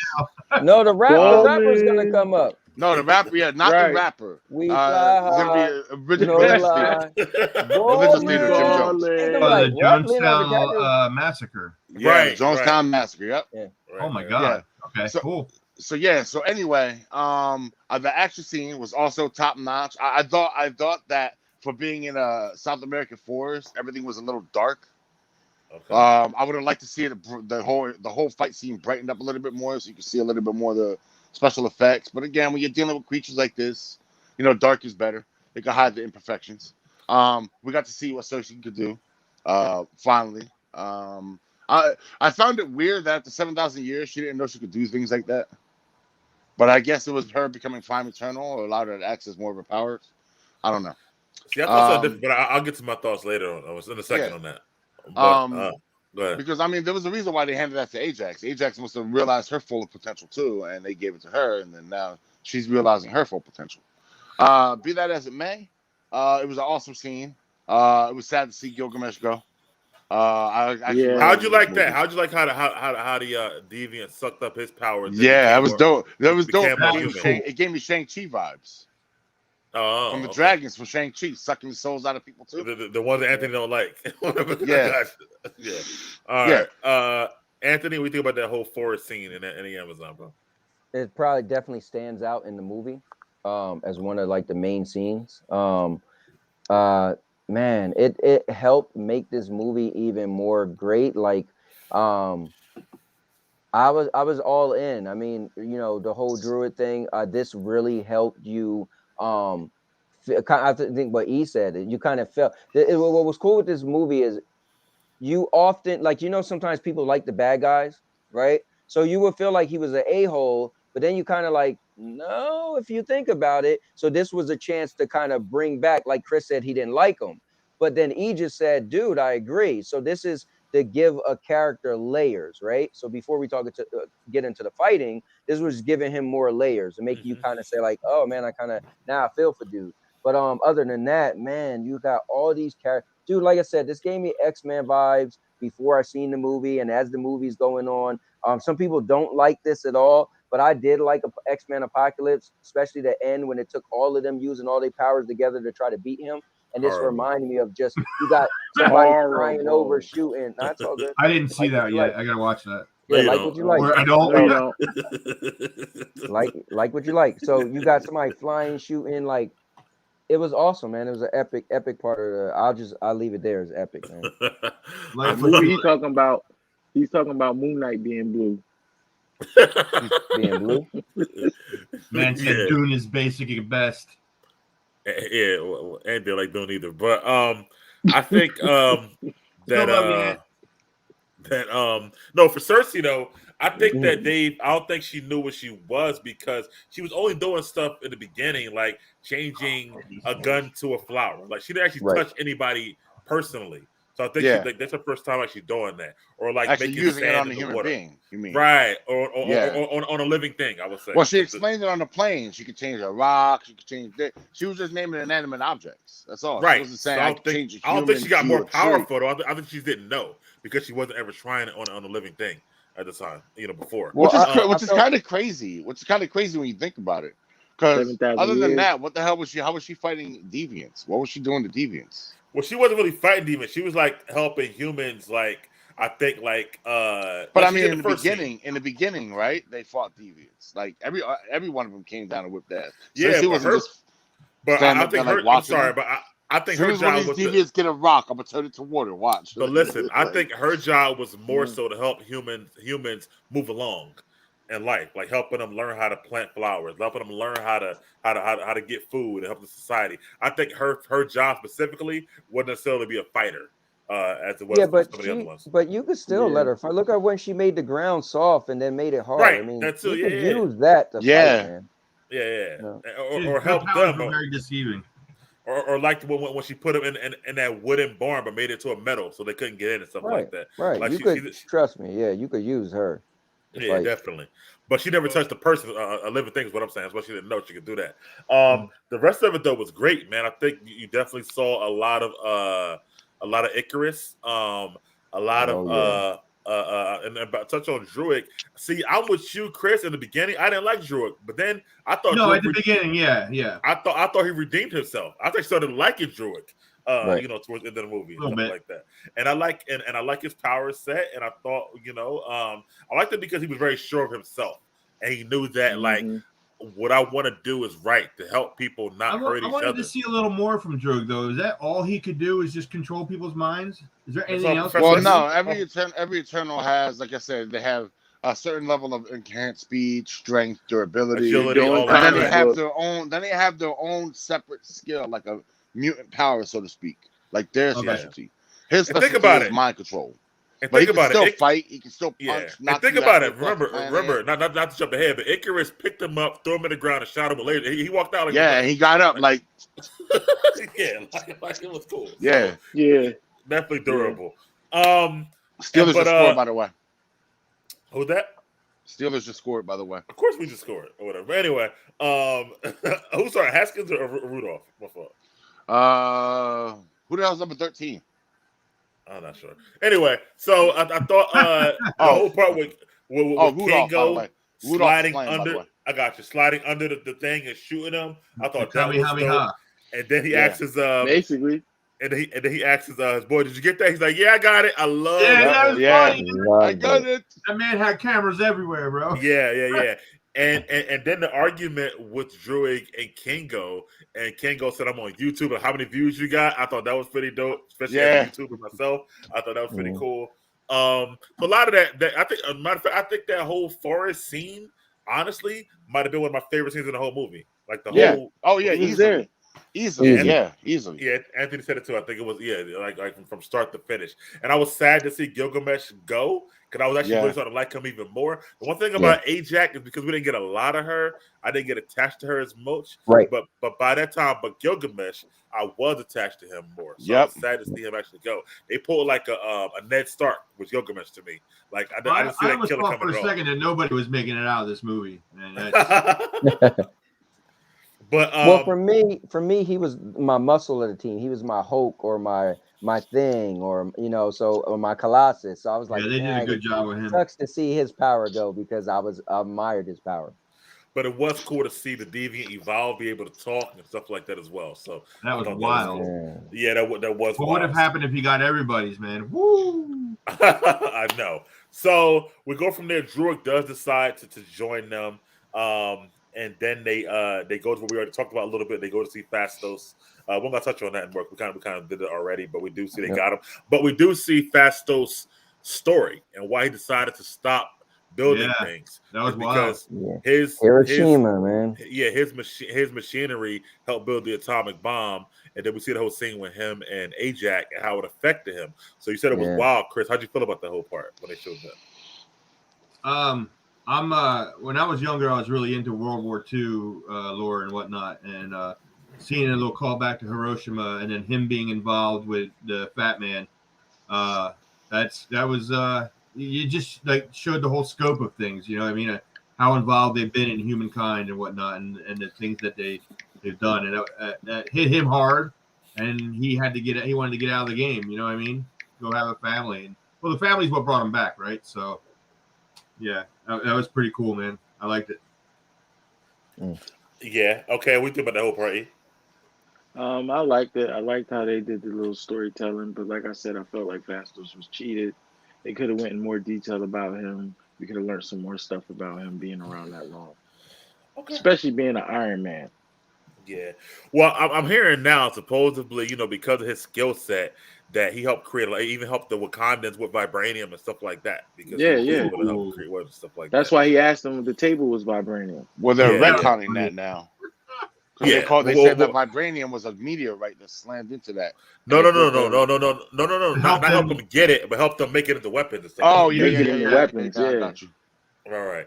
And Dave, we think about the whole Hiroshima thing with Fastos.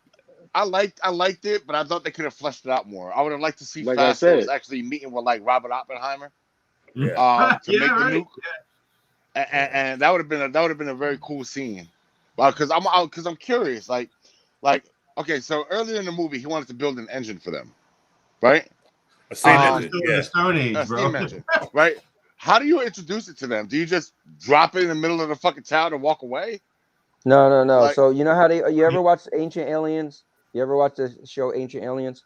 So No. the Ancient Aliens, they say that the not conspiracy, but their theory is that aliens came to the planet way back in the day. Like when you see Egyptian pyramids and all this, like how did humans learn how to do that? Yeah, we How still is it can't build the possible? pyramids Where to did this day. Stonehenge come from? Yeah, so hear me out. So they always say that slowly the aliens would show humans something. Like let's say you only ever see fire because of a lightning hit a tree branch, but you don't realize you could do that, and then somebody look like a human, or it could be an alien, and say, oh, if you was to take two sticks together, so just that, you're like, oh, so you could go off of rubbing two sticks, creating fire, and then you could come up with something else. Then maybe now you're used to burning a bunch of stuff, and somebody create like, oh, well, what if you kind of make a furnace? So long story short, is just like it wouldn't be he just bam, there go, because you wouldn't even know how to use the engine, right? But you would slowly introduce technology that people wouldn't have figured out for a few more 100 years. And so they'd be like, oh, then they could catch on and slowly evolve themselves. Then when humans get to the point where we don't know what else to do, right? Then you slowly interject something new, and it's like a breakthrough. Like what they say is that how come every so many years humans have a breakthrough? Well, supposedly there's aliens that walk among us that's smarter than us that kind of figure that breakthrough out, and then we take it on from there. And you're one of them, aren't you? Thank you, Fastos. I mean, I can't reveal that. Thank you, Fastos, for the Xbox. Yeah, you're right. But that's a great explanation, Anthony. That was really, really on point with that. So, and what'd you feel about the whole Hiroshima thing, and that he helped create the atomic bomb and stuff like that? So, you know what?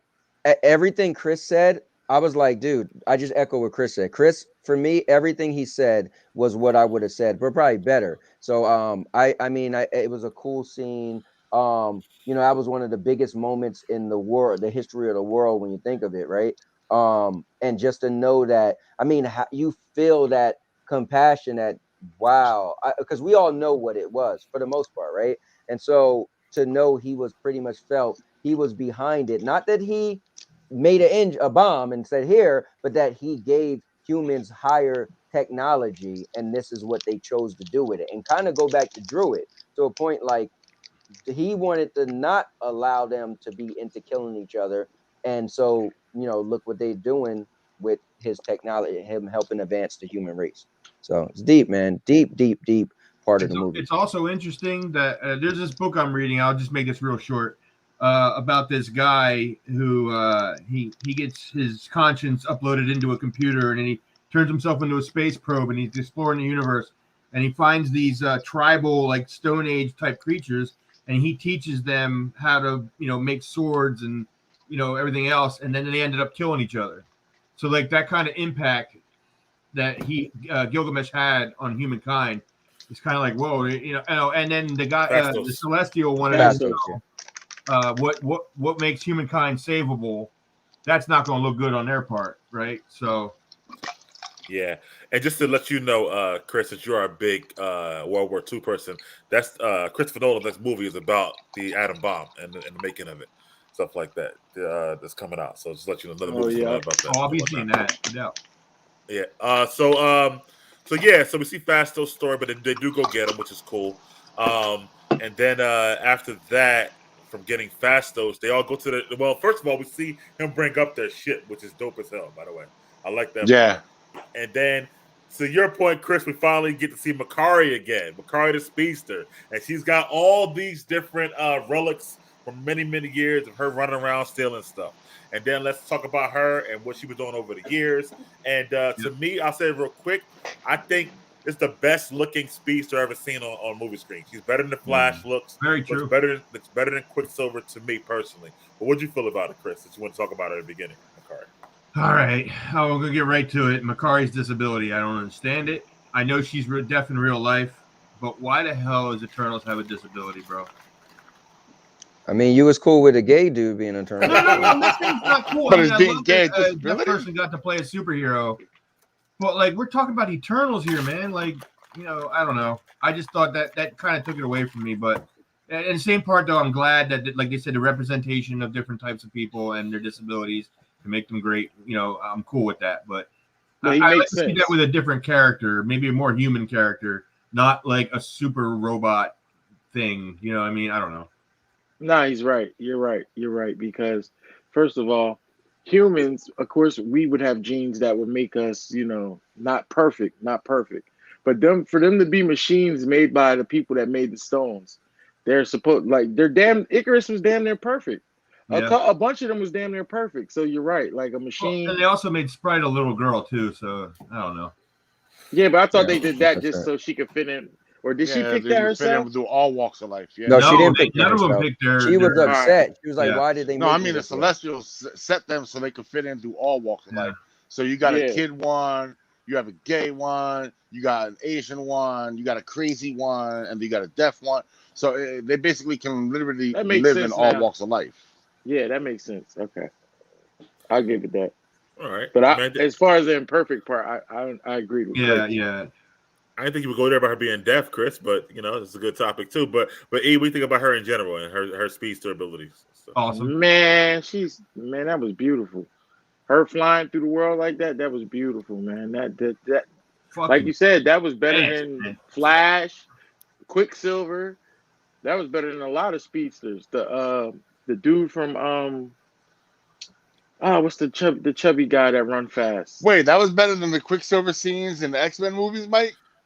Yeah, to me. Yes. When they slow everything else down, you know what I mean? Yeah, but they didn't have that. They didn't have that. No. I agree. No, I agree. I agree with you, Chris, 100%. This is definitely the best speedster. I'm just shocked to hear Mike say that because Mike. I said that. I know who said it in the beginning. Mike lived by that Quicksilver scene. He corrected himself. Yeah, I mean, no, the Quicksilver scene in the X-Men. He's talking about when he was running around the room and. Yeah, that was Past, cool. Which is a great movie, by the way, Days of Future Past. I thought that was cool, but I think she's the best one I've ever seen. And The Flash was nonsense. I don't know what he was doing in the Justice League movie. Like that. What was that? Why did they do it like that? I don't understand. That was trash to me. What do you think about Makari though, Dave? Overall, I loved her, man.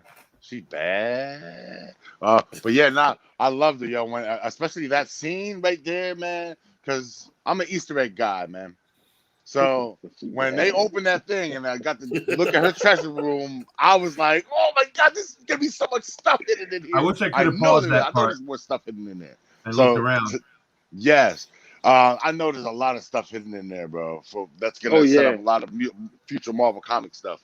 Today I'm gonna get a better Captain look at it America's when shield I in there, the original shield. No, that was on.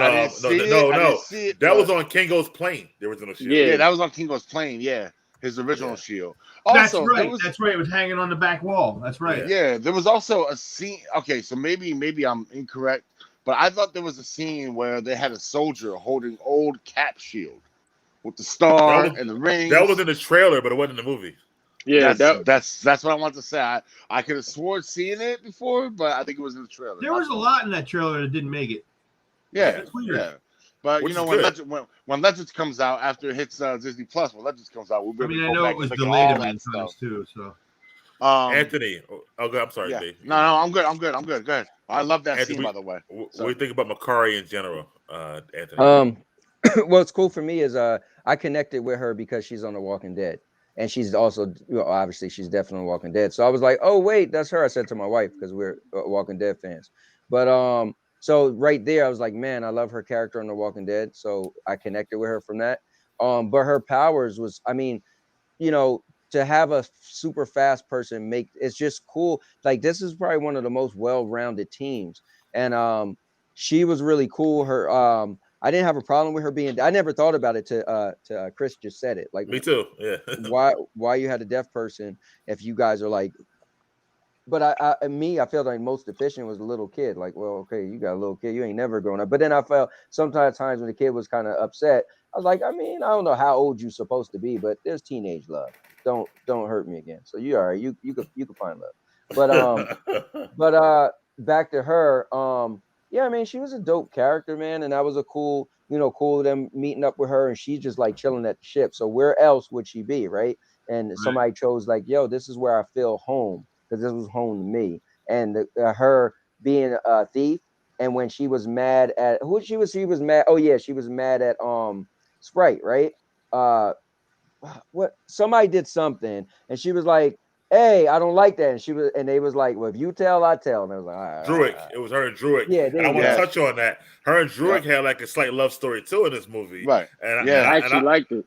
I thought that their chemistry was better than Cersei and Icarus, honestly. 100%. Because they didn't dwell on it though. It wasn't. That's great. You knew it, but they didn't need to. Yep. Right. They didn't need to. It was perfect. Right.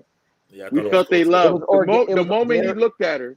Oh, sorry. You knew. Their love or their whatever was organic, right? And it let you fill in the blanks. But we were being told and force fed that they had some type of Icarus and it makes sense. It makes sense though, because he can basically read her mind, so she could talk to him just with mental thoughts as opposed to like having to sign and all that. Right. Everyone else that spoke with them, they had to sign with her except for him.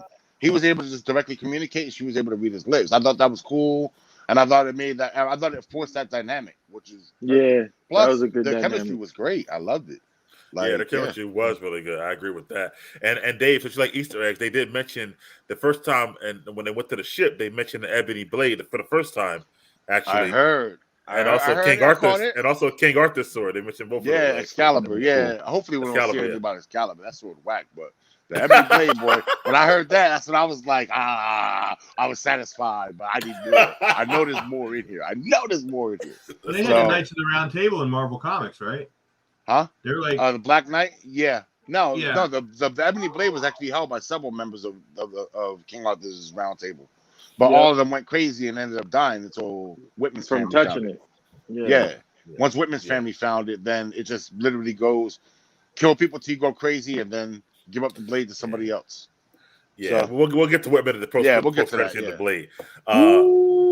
Wow, Brady's playing like shit. So.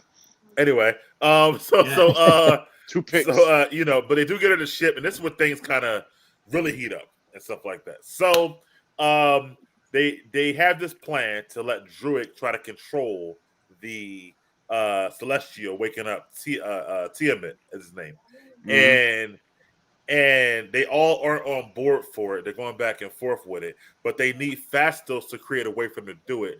He comes up with the Unimind, where they all kind of feed off each other, and they give the power to Druid to control. That was their plan, so to speak. We do see at the time, Icarus is really never on board, and neither is Kingo, because, in Kingo's mind, if we save this planet, we're going to stop other planets from being able to be created and stuff like that. So you do get this for sure. You do get this philosophical debate that's happening, and then let's start right there. What do you guys think of that debate of that, Chris? What, the debate on whether to save other worlds or save this world? Yeah. Well, like I said, it's probably a double-edged sword there too. Right. If they stop this cycle of deviants and Eternals, that supposedly that the new worlds can't form or something like that. It said that, right? So I don't know. Like I said, I don't know what they were thinking, but I mean, and this is all going to lead to something bigger. Like it's no longer going to be an Earth problem in the future. It's going to be a universe problem coming up in the next couple of phases of Marvel. So, and the Celestials are important, right? So, yeah, it's crazy. Yeah. What would you do? Have you thought about it? What would I do? Yeah. Oh, I would kill all the Celestials and become the Prime Celestial or whatever. What? So I can knock Galactus out. I don't know. Well, no. I think to simplify it, would you want this world to be saved and then other worlds not be created, or would you want this world That's to be the thing, destroyed? though. Either answer is wrong because Yeah, but what can you pick one? Or no? no. Okay. I'm torn on that, man. All right. Oh, you already know. What? I'm saving the planet. You already know that. I'm saving the planet, but also I don't want to jump ahead because Don't jump ahead. Yeah, Stay right there. yeah. Dave, we think about the whole debate of should they save this planet or If it was me, I'd save this planet. It's where I keep my stuff. Like, I mean, like real life. Are we talking Marvel comics here? Well, regardless, if you destroy the planet, you're on the planet, you're gonna die. You're not gonna live to see those other worlds get created. Right, but think about it. No. But you're the Eternal, so thing. you're gonna come back every time they destroy the planet. They're gonna come back after they wipe their memories. Right. Yeah. So you're not gonna remember. You're not gonna remember the life you had before. I mean, you sacrifice your life for someone else's life. That's basically what it is. That's the entire plot of the movie. Is that they spent so much time on Earth that they came to realize how important life is. That's kind of like the recurring theme. But for me being me and knowing that the Celestial is gonna wipe me after I'm done helping you wake this big motherfucker up. No, I ain't helping you wake him up. Like when I die, you can go ahead and wake him up. I don't give a shit after that, but no, I'm gonna stop saving. But see, me, I would be a defiant character. I'm a defiant character, so I would definitely go against the grain when they come to that type of stuff. Which one is against the grain though? Against the grain, if I'm on the planet for 7,000 of years, and being an eternal ladies man at that, like you're not about to tear nothing up. He's like 7,000 years. So you don't care about the other planets not getting created. Okay, that's fine. Man, I'm on this rock. So this rock is the one that get my protection. Anthony, what do you think about the whole debate in general? What would you do? Yeah, long story short, it just comes down to how selfish you are. Is really what it comes down to, right? Yes. Because more life being created should be the bigger thing, right? So it's more about how selfish are you. And I personally, I feel like whenever we talk about apocalypse, the apocalypse, end of the world, zombies, I'm always like, listen, I'm a survivalist, bro. If you ain't keeping up, I'm leaving you. I'm gonna say that to my kids, wife, whoever. I want to live. So personally, selfishly, I would choose to keep the planet because I think all of you guys kind of said it, but just didn't say selfishly. I would want to keep the planet because I don't want to die, and I also don't want to have my mind wiped. But then that goes down to I got a quick question I want to ask. So with the book of questions, it used to be the question where if you could live 1 year in perfect happiness, right? It's the stuff that dreams are made of. It's perfect happiness. You could be with the girl you want, whatever you want to make up for 1 year. But afterwards, wouldn't remember anything of it. Would you want to do it? Me, I always said that's loaded. I mean, I always said I would because at that time, I know that it was the most amazing thing. And when it's done, I wouldn't remember it. But at the time, maybe it was worth it just to go through it. So I guess switching it here, maybe knowing that the beauty is you're going to create other worlds. Maybe it's worth it not to remember. But I guess selfishly, I'd be like, nah, you ain't killing it. You're not going to wipe my mind. It's a very philosophical. And plus, if I could live forever, then we stay in here on Earth, Yeah. I guess what's funny is that question boils down to your book of questions. Question I'm saying, Anthony. Mm-hmm. That question boils down to if you don't remember, did it actually happen? Correct. Right? And that's always and that's always right. Now, see, me being arrogant, I don't want it. I'm not gonna remember it. I don't want it. You're playing with me. Life without memories. Yeah, what's the point? Life is comprised of memories. Right, you playing. Like, what do I with me. get? What do I get out of some other planet halfway across Andromeda being made? What do I get out of that? Right. Like, no, sorry, I'm a But little I bit wouldn't selfish. mind I Gal spent Gadot 7,000 hanging out years with me. You building know what I this mean? shit for you to just destroy it. Like, nah. He said, Oh, look, guys, look what Ray said. this is bigger than Earth. New life New- forms, new creatures. Yeah, new Hey, you creatures might talking to the might space think guy, licking bro? I know rocks all is like about that stuff. they're what they need to be doing. So basically, Dave, you're very selfish. Then Hold on. Look what Huh? Ray said right You're here. very Well, selfish. for me, because I gotta see it. If somebody said, "Hey, we're gonna take you off the planet, then Look blow it what up, humans have and we're become. gonna let That's you a go lot. live on these new worlds," I'm alright with Time it, to man. blow At that shit point, up. no, you're gonna wipe my memories, man. Screw that. I want to Yeah, but remember look what some of Ray the shit I said. did 7,000 years. Good I see point, trying to though. blow the shit up. I see, yeah. Well, somebody did. I think I was watching some review and it was like, were humans really worth saving? Because we're really Rudolph the fucked store up. pick. That's what he's saying. Yeah, look what Yeah. humans have become. LL. Yeah. Now, Yeah. what would they be? But look, what would the other planets? How would they might become? What if Yeah, they're that's- worse?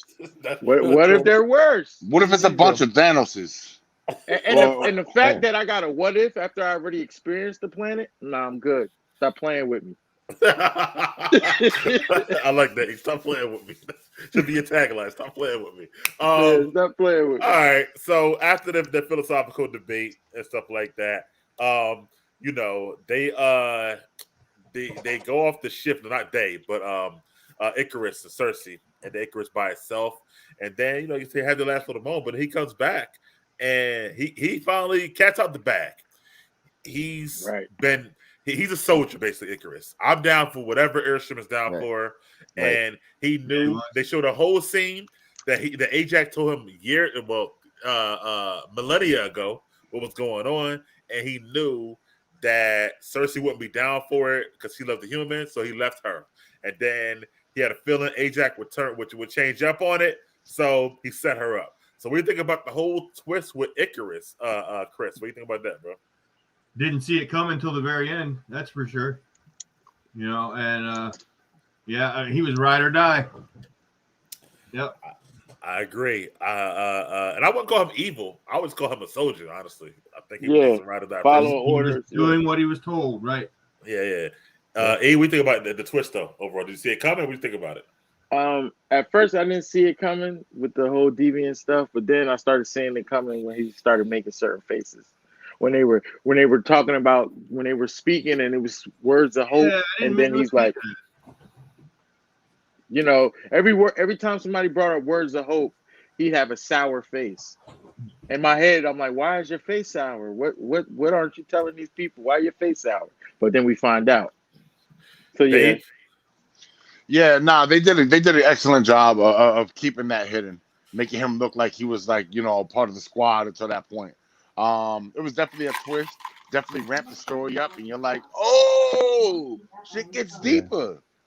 So yeah. Plus, it gave the movie a better villain than what they already had with Crow. Right. Yeah. Now they gotta fight Superman pretty much. That's how I looked at it. They got a whole team now has to fight against Superman. Injustice. So but yeah, I liked it. Anthony, did you see it coming? Or what do you think about the whole twist? No, I didn't see it coming. So I love to be surprised. I didn't see it coming at all. Should we tie in to when he did it? Right? Should we did go what? over that? When he did what? Like we carried out his plan. Ajax. Yeah. It's all part of the twist. Yeah. Go on. So it was cool just to see back then. And what was really cool was I love how this movie talked about stuff, but eventually it showed what they kind of like what you're assuming they show you. So that the scene showing them together and him telling them like, oh, look, come to the ice or whatever. And she's looking down. And I think one of you guys said it about them looking like animals. They look like wolves back then. Remember? Yep. So they look like wolves, and she can't fly or anything, and he throws her down there, right? And that was like, wow, you just threw her in like a lion pit, pretty much. Like, bro, you are really evil, And then they pretty much tearing her up. She's trying to fight them off, and again, you see how limited she is at that point because she just really heals, right? That's it. And so then you get to see the main one. Are y'all calling him Crow? Yeah, the whole time I did not know that was Crow though. That was Crow. Until he did the form. Until he did the form. So he comes out and you know, wait. What? Crow. Yeah. Crow is the main deviant. The main deviant. Prime deviant. He was the one. Yeah, he was the one that was fighting Athena. When did they call him Crow? Did they mention his name in the movie? I didn't catch it. Yeah, he mentioned I didn't catch it either. I'm like, all right. Okay. So I don't remember if they Crow. mentioned his name or not, but everybody knew who he was. Well, how did you know his name? Like he said his name. Crow. Yeah, he said his name. He did. Yeah, then I gotta watch it again. Once he I think once I'm he going started, today. I'll let you guys know. was he killing Gilgamesh or somebody? He was sucking something in, and then he started doing the human form, and then he started talking. Then he started speaking and saying how the deep. Well, I know because the guy who's doing the voice, when it lists him on the thing, it says whatever his name is, as Crow. So he's playing Crow. Yeah, gotcha. I knew from long ago. Like, me too. I live on Reddit, so. Well, I'm just saying. At the end of the day, did he say it in the movie? Did because I watched the movie, I never noticed. I could have missed it, but I didn't notice him saying his name. But anyway, I think he said it. I kind of do. Well, he's the main deviant in the regular comics or whatever. And him and Athena have an actual thing in the comics. So I guess why people who are comic fans, I mean, we wouldn't know obviously, but no, that's Crow basically. But you're right. They say in the movie. So he's red in the comics. So anyway, he you know, pretty much absorbs her, and you're like, damn, because now you realize that's why when they first seen him earlier in the movie, and it was like, yo, yeah, like hold up, he could heal himself. That's new. That's how he got Ajax power. Yeah. And so it was like, oh snap, that's why he healed himself. So that's why I wanted to elaborate on that because that really was blowing my mind. I was like, yo, that was cool. Yeah. Okay.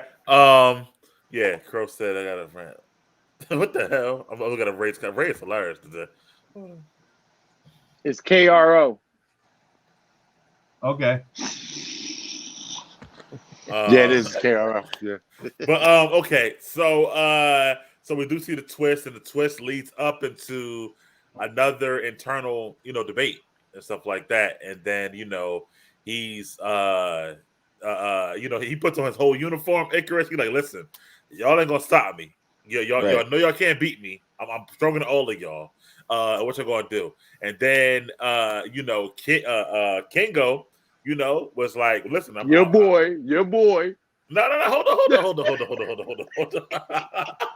First, Kingo was ready to shoot Icarus or whatever like that. But then when Icarus left, and Sprite left, talk about that too. Sprite left with Icarus, that as well. We know why she left with him. Yeah.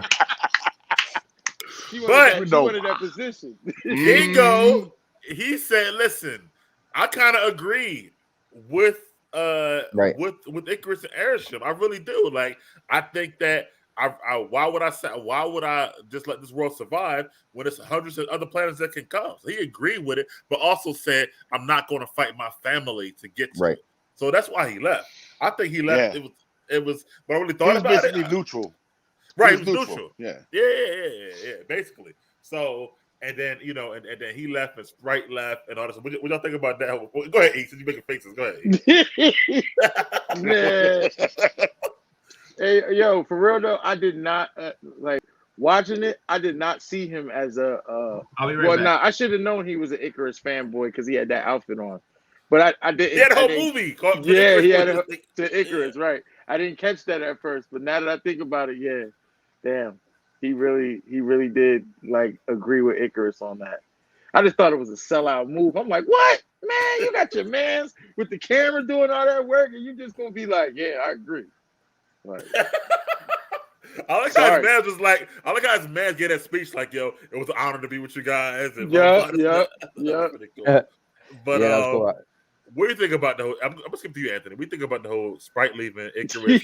I mean, Kingo's decision not to fight at all. What do you think about that? So I'm gonna back up just a little bit. I think the cool turmoil was when they were all at the table and in the ship, and they were like, well, some people was like Icarus should be the leader, and it was like, no, it gave her the power. No, but I wanted to elaborate how it was like it was cool because it was like. She was like, I mean, it is what it is. And he was like, no, if she gave you the power for a reason and you take over. But the weird thing was in the back of his head, I'm thinking like, wait, So you're telling you to her face, you're like, nah, you the leader. You was made leader, but in the back of your head, you're like, yo, but as soon as you disagree with this planet being destroyed, Yeah, I'm gonna whoop it's you. going down. It's Yeah, going it's down. like, yo, my man.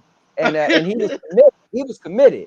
Like, I loved you, but I'm gonna kill you. But here's something I want to ask.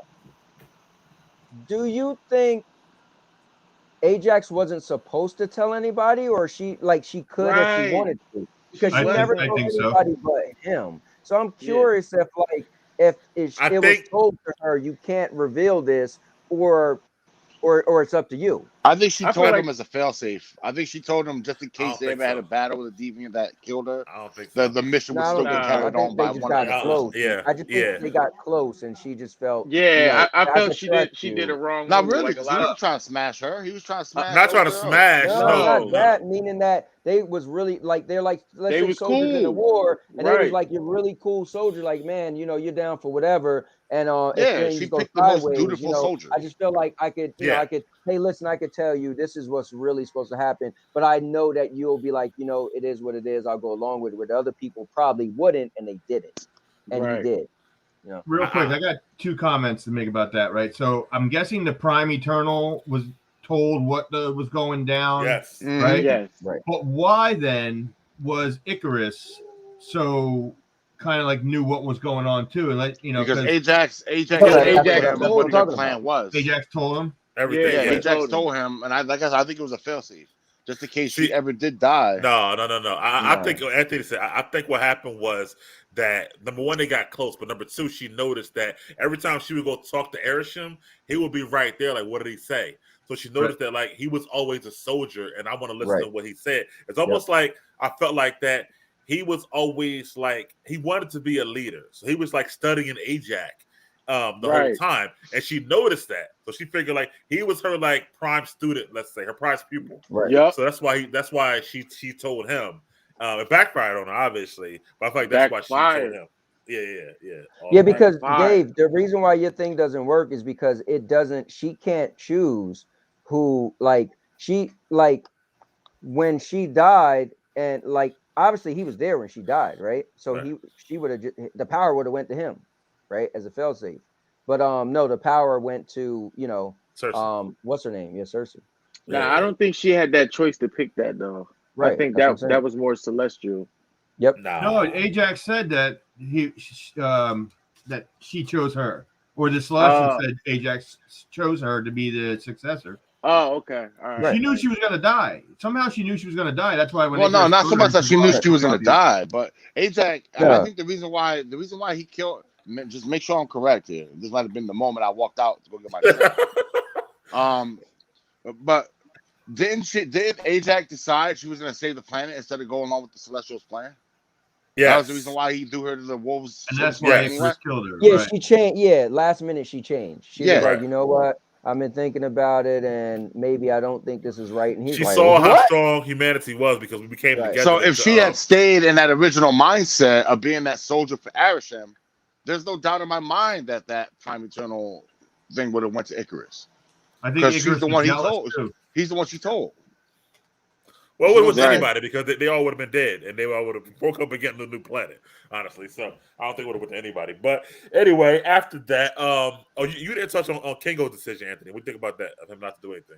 Oh, him leaving? Yeah, I mean, it's cool. I mean, the thing is, we can't get mad at him, right? We got two, a decision is made. You either go left or right. Some people going to say left, some people going to be right. You can't be mad, if somebody disagree with you. What, you want everybody in your life to agree with you? Hell Again, yeah. So, but There's one thing I want to touch on. After and that. hold on, real quick. And I feel like again, this movie for me, and we'll get into how much we liked it, but I thought it was cool because there were so many layers. Again, if we go into the one person's a kid, one person's deaf, this dude is gay, this person can fly, this and that. So it wasn't all yes men or fanboys. It was like, it was that realistic, like if all of us on the panel and something happened, somebody probably be like, bro, I'm out. And somebody might be like, nah, we gotta do this. So it was the realism of, and he was a prominent character, and for him to be like, you know what, I'm out, and I don't want to, I don't want to go against either of you. So that was a plus for me. That was cool. Like, now the question is, did you want a different character to do that? That's the question. But I feel like it should have definitely been somebody who made his move. because it gave. Yeah, I mean, he did good. Layers. He did good. Yeah, he did. All right, good. Dave. Yeah. Dave, go ahead. You ever touched on it Real yet? quick, Take it was the just it was in regards to a comment that my man who's 50 grand Ray made earlier. He Which said Icarus wasn't a villain. Icarus was just following orders. Right. Yeah. All right. There's a lot. Villain orders. There is a lot of cops. There's a lot of bad cops who are just following orders. There's a lot of suicide bombers in this No. world. who just follow Those cops orders. aren't following Yeah, this is orders, not- bro. They're where not are you following going? orders. Yeah. Where are you so maybe going not the with cops. this? Maybe not the cops, but the suicide Yeah. bombers. Suicide bombers follow orders. All right, Okay. that Right, make them but- a good guy because they Right, follow but you got orders. but Dave, But you they gotta got a think- belief system. They got a belief system Correct. with that. Yeah, and Yeah, also right, the but- suicide bombers. Hold on, Dave. The suicide bombers. There's Brainwash. no like. No. That's what I'm saying. The suicide bombers. There's no good and bad. And Icarus' decision, the destroyed Earth, could have been good for new planets. Because follow he thinks orders. it's That's good. the thing. Huh? But you're still. But that'll make him a bad guy because he's like, I want to see new planets being formed. That'll make him It a makes bad him guy. a bad. It makes him a bad guy because he's like, I want to kill these 6 billion people to do it. But I want to grow 18 billion people. It's not. It'll make him a bad guy. Say the same right. thing about Thanos. Yeah. Was he doing a good thing? Hold on. So Thanos is a hero now? Because In some people's eyes. I mean, So his those theory evil was event, those down. evil Avengers All right, stopped so this let me say plan. something real quick. All right, hate me or not, I'm gonna say this. My a couple weeks ago, my son was out back, and my son is 23 now, right? And he was chilling with his friend, his girlfriend, and they was talking about Christopher Columbus, right? Columbus Day, right? And I went out there and I looked like the most evil person. I said, you know, the sad truth is, it takes the a-hole to do what others aren't willing to do, and that's just Dave, the read this, reality Dave. of it. Yeah, go ahead. It takes that guy that somebody's going to be considered Well, yeah, the bad guy because they're going to do what others aren't willing. Hold on, wait, real quick. Yeah, go ahead. But guess what? My son is back there, kicked his feet up on the deck, chilling. Mother effer Christopher Columbus is the reason why you chilling with your feet up. Now, he's Actually, the bad no, guy. the Mongolians is about to chill with No, us. Hold on. So the thing is, he didn't discover. I'm not fighting over did he discover America? Did he find America? At the end of the day, our way of life is because he brought the people to America. The regardless. motherfuckers rowing them So- ships was not chilling with their feet up, bro. Well, what Sorry. what I'm saying is now we are here. The thing is, this is what people do. You look at the worst thing that happened. You're right? We could look at America like people are like, we're doing a great job going over there fighting the war, and people over there are like, yo, what the hell? But what I'm saying is the end result, like a president, right? Let's say when the president said, let's take our people out, and the people jumped on the plane and died and all that, right?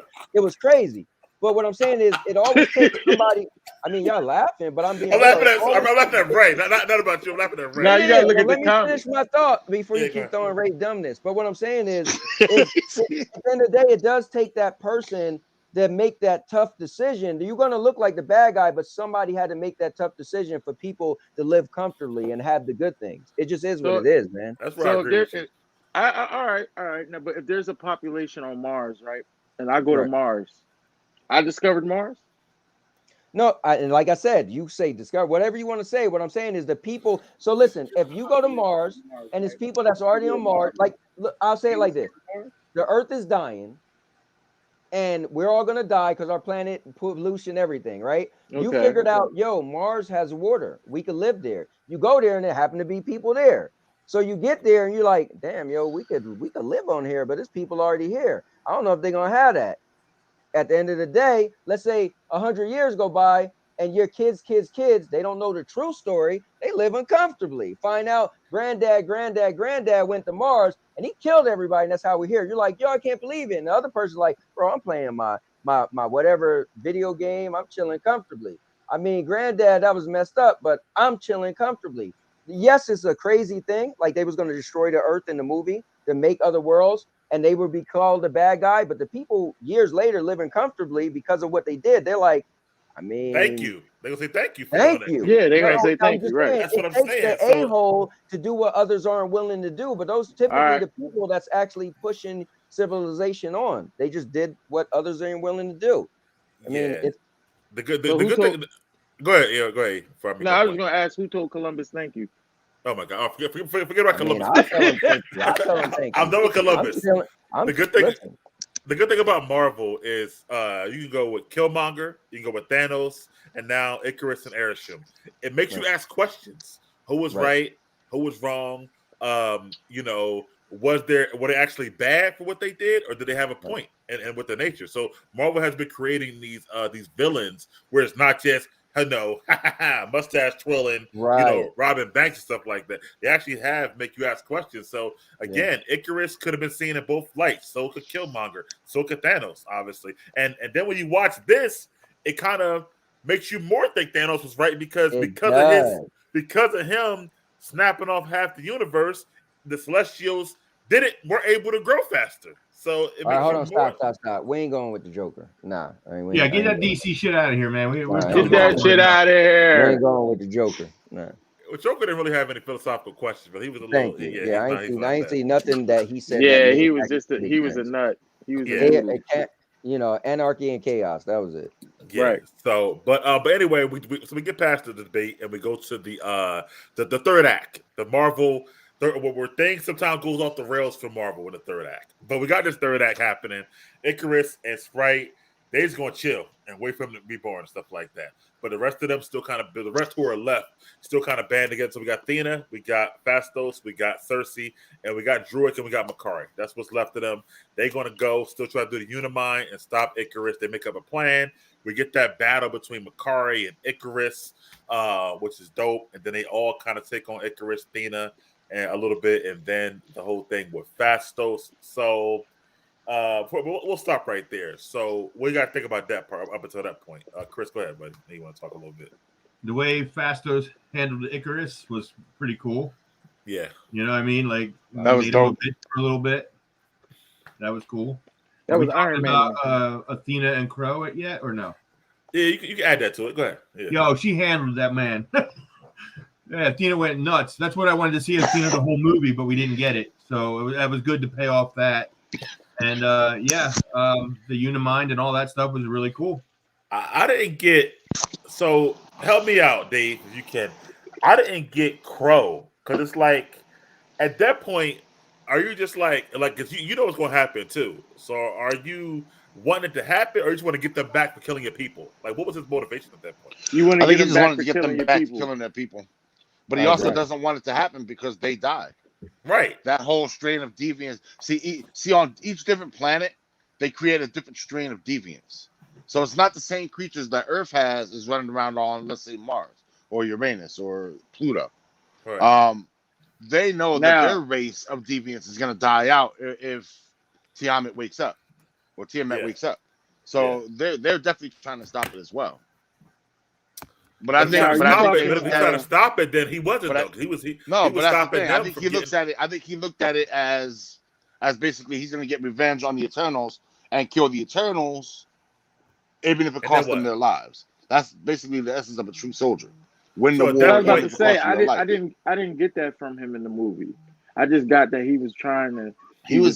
We had about 5 minutes of personality development for him. That's probably because he wasn't the real villain. The real villain, and the way Marvel pulled the wool over everybody's eyes, the real villains in the movie were the Celestials who want to destroy the planet, and Icarus who wants to help. I don't even know, bro. And Sprite because you want to make him catch a charge. Villain. You know what I mean? No, wait, go ahead, Anthony. What you saying? I don't even think there is a real villain. I think that it's cool. This movie allowed you just to kind of get on your feelings and figure what you want, because when you really look at it, we just had a whole talking about Christopher Columbus.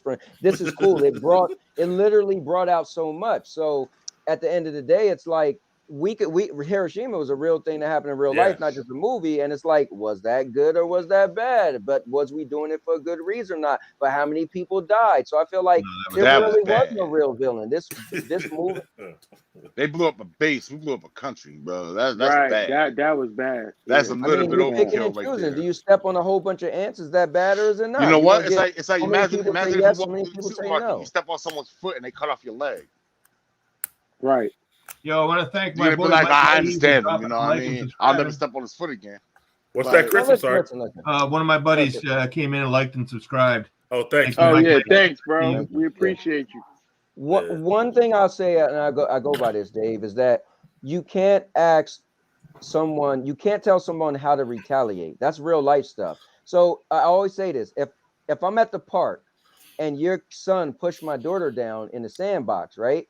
Then what happened next? Do you say get up and push him down? Do you walk over and kick the kid in the face? What I'm saying is when you open the door, you can't tell the other person, oh, well, I only cut your hand off, only cut my hand off. You can't do that. That's just right. That's not realistic. So it's So like, that's like, so wait. Let's rephrase this. Let's rephrase Hold this, up, real Anthony. quick. Me and you at the park, and Right. and your kid, there was an empty plastic water bottle at my kid, and I decided to go choke slam your kid in the middle of the street. You gonna tell me But- how to retaliate? No, go You're gonna be darker. like, I can't tell the man how to retaliate. Go You know what I'm saying? darker. I Go got to darker. learn him. I mean, at the end of the day, you don't know who's psychotic or not, right? So nowadays, remember back in the day, we could go outside, shoot the fair one, right? And we was Yeah. cool, get up off the ground. Nowadays, you shoot the fair one, somebody boy gonna shoot you because you got the better Right. of them, and that's Right. just that's just reality, right? You can't. There is no like the moral compass is the individual who comes up with their moral compass. You don't put your moral compass on everybody. That's gone now. When we was younger, maybe it was kind of like, that's right, that's wrong. Now the world is kind of like we got cancel cultures. This world is just That's on a its own, dangerous so way you to can't- think. It's called perception, That's- man. it's- The world it's goes called by reality. perception. Yeah, that's a It dangerous is. way to think, though. It's always somebody's perception. His perception could be worse than Ant's. You never know. Like you Right. said. Right. I just So- try to be a good person. I You just could try to plug go. me in my- I try to go with the group. I go with the group. If 99 people say killing's bad and one person says killing's good, I'm not gonna be like, well, I'm gonna side with the one. So let me ask you a No, question. no, Oh, so if you was you down can south- go. Hold You on. can So go, you huh? down? Hold up. No, So you really, I down don't sit on the south- fence though. Hold Kingo on. sat You on go the with the fence. I group, wouldn't have right? sat on the fence. I would have helped. Hold on. You go with the group. So let's say you down south, and the majority is like, all right, boys, time to put them cleats No, on. see, No, what do you no, mean, because no? I You already, just I said you already go with lived the up group. here. I already lived up here, and it's already ingrained in me that that's wrong. No, You but see? bro. But you if I just said grew you up go in the with South, group. Chris if I like, grew up in the what? South, born, raised But raised you by Southern. just said you go with the group. That's why that's Hold not up, a no, perfect plan either. no, It's no, not a no. perfect plan either. No. Not you're rephrasing. It's I already know what's change it wrong up. and what's right. Change And it up. all right, so take me back to my birth and raise me with that group. Okay, that large group that's down there. Yeah, I'm gonna So- side with them. Well, That's I'm just why saying, people you do that said- down there to this because day. your answer, hold up, your answer was I just go with a group. What I'm saying is that's even flawed. Right, What but I'm see, saying that's is- the thing. You said dying, if I yo. moved down south, right? Yeah, I said if you went down south. I didn't If say I you went had to down live south, there. yeah. No, I'm still the one that's against everything. I'm Nah, that Dave gonna be one. like, You know, I'm But the you with Icarus the now. group. So all I'm saying is, Dave, is what you're saying is flawed. I just showed what you were saying was flawed. That's all. No, it's not flawed. I'm just saying it's not flawed, because All right, fair enough. you're taking Listen, somebody who's already made. I'm not gonna You're taking I'm not someone gonna who's go already on with made. Okay, All right, like all right. I would be the Icarus. So- We were discussing Kingo. Am I right? We were discussing I gotta Kingo on the no, fence. we weren't. We What weren't. way he Wait, would hold go? Yeah, E. Right. right, You yeah. said so I'm basically- Kingo, and I said no. I would have helped. I wouldn't be on the Yeah. fence. So Kingo was basically on the he's fence. saying- I'm he's saying right if we now. all I'm drink one of the the Kool-Aid- Eternals up here, I love you, Dave. going down there. I'm Icarus, but up here, I'm Listen, the so same. that means if I make a quote and we all drink the Kool-Aid, he drinking the Kool-Aid. We all go I to the most same likely would spot. drink the fucking Kool-Aid. If we was in Well, Jonestown, I just I would have been said one of if those you dead was- motherfuckers who drank the Kool-Aid because everybody Well, else I was just doing it. said if you was down south, would you put the sheet on? Now you talking about no, but now But you just no, talking about you but drink here, the yo, Kool-Aid. here, E, but E, right? E. If Which I is came it? from a place where every time somebody drank Kool-Aid, they dropped dead, no, I'm not drinking Kool-Aid. I'm gonna be the Icarus now. You see? Dave, You got- can't- Dave, I'm Yo. sorry, bro. You kind of contradicting yourself. a little contradicting bit. himself, man. Yeah. Nah, I'm not. But y'all just seeing it that way. Anyway, Y'all just seeing it that way because basically he's taking the situation and he's like, oh yeah, if you, Hey, Dave, hey, raised up here in the Chris. Northeast, were to go visit Athens, Georgia, I'm all of a sudden gonna throw on a white hood and be like, let's go get some. Just because everybody else is. No, that's not gonna happen. I'm gonna become the Icarus and become the odd man out. And that but particular if you situation. lived down there from the beginning, you might have been in the White House. It's like saying the same thing. Reverse that. Take a racist from down there and bring him up here to the hood. You think he's just gonna be like, oh, I'm cool with everybody now. Well, he's not the one that said he goes with the group, though. You did. Take the guy down there that goes with the group. What if he's down there Just just going saying. with the group, with his group of people hanging people, versus up here Yo, not hanging people? these See? guys, yo. all You right, see? all right. It all right, changes I the gotta- whole. It changes the whole thing. He All was right, raised Dave, in that. Dave, I gotta Dave, get- all right, Dave, fine, man. I got to get back to the movie, man. Oh, my But, Lord. but Oh, shit. So hold on, man. I was just laughing at me. Anyway, so who I want to get to here? Anthony. Let's talk about Makari. right, so- Makari, the whole fight scene, Fastos against go ahead, bro. Go ahead, Anthony. So this is to me, I always like to dub it the climactic clash. So Right. we're at the end, the big fight scene. Kind of like, we was talking about earlier, not that long ago before Dave did his thing, but the Iron Man lockup, it was cool. Fastos. Now that was cool to show how powerful Fastos was. I think earlier we were kind of like, oh, what could he do? But dude, what could he do? He took the most powerful one of them, and he was locked up for a minute. And at that point, I was like, damn, that's all he had to do. So it made me look at Fastos differently. Like, okay. Yeah. But dude, Did he use any kind of physical violence whatsoever? No, he Exactly. didn't use it. Or he just used the tech to like hold him down, right? He used the tech. He used all the tech. Yeah. So it's fun. I just found it funny that they made the gay dude not use physical violence. What? Everybody else is punching, kicking, doing all this crazy shit. Hey, except for Well, they him. weren't. He's just sitting there with his little tablet or whatever. Like, no, I'm not saying it against them. I'm saying it a strike against Marvel here. I would have loved to see Fastos actually going blow for blow with fucking Icarus. I mean, Druid never put through a punch. Neither did Druid. What you thought? Druid bust Sprite over her head with a fucking rock. Oh, okay. Yeah, he did throw one hit. But Fastos is the only one who had to put hands on nobody. Okay, all right. That's a strike against Marvel right there. That's a strike against Marvel. I would have loved to see a little bit more equality in the fighting and show Fastos' strength. But his strength is tech, though. That's his strength. Right. So basically, he's the weak nerd of the group. How is he weak? He's held down to the strongest one. I ain't seen him. His machines held down the strongest one. Hey, He just hit the button. Let me jump in there real quick. He created the Unimind. Right. Let me jump in there real quick. Was that through punching or was that through tech? Go ahead. What did he do not through tech? Go ahead, Anthony. Dave. You say the same thing about Makari and Makari was punching people. Makari was fucking Icarus up in that fight. Oh, man, she was ripping his ass. What? Yeah, Dave, that was cool. She was fucking like up. It's like we were saying with Cersei, right?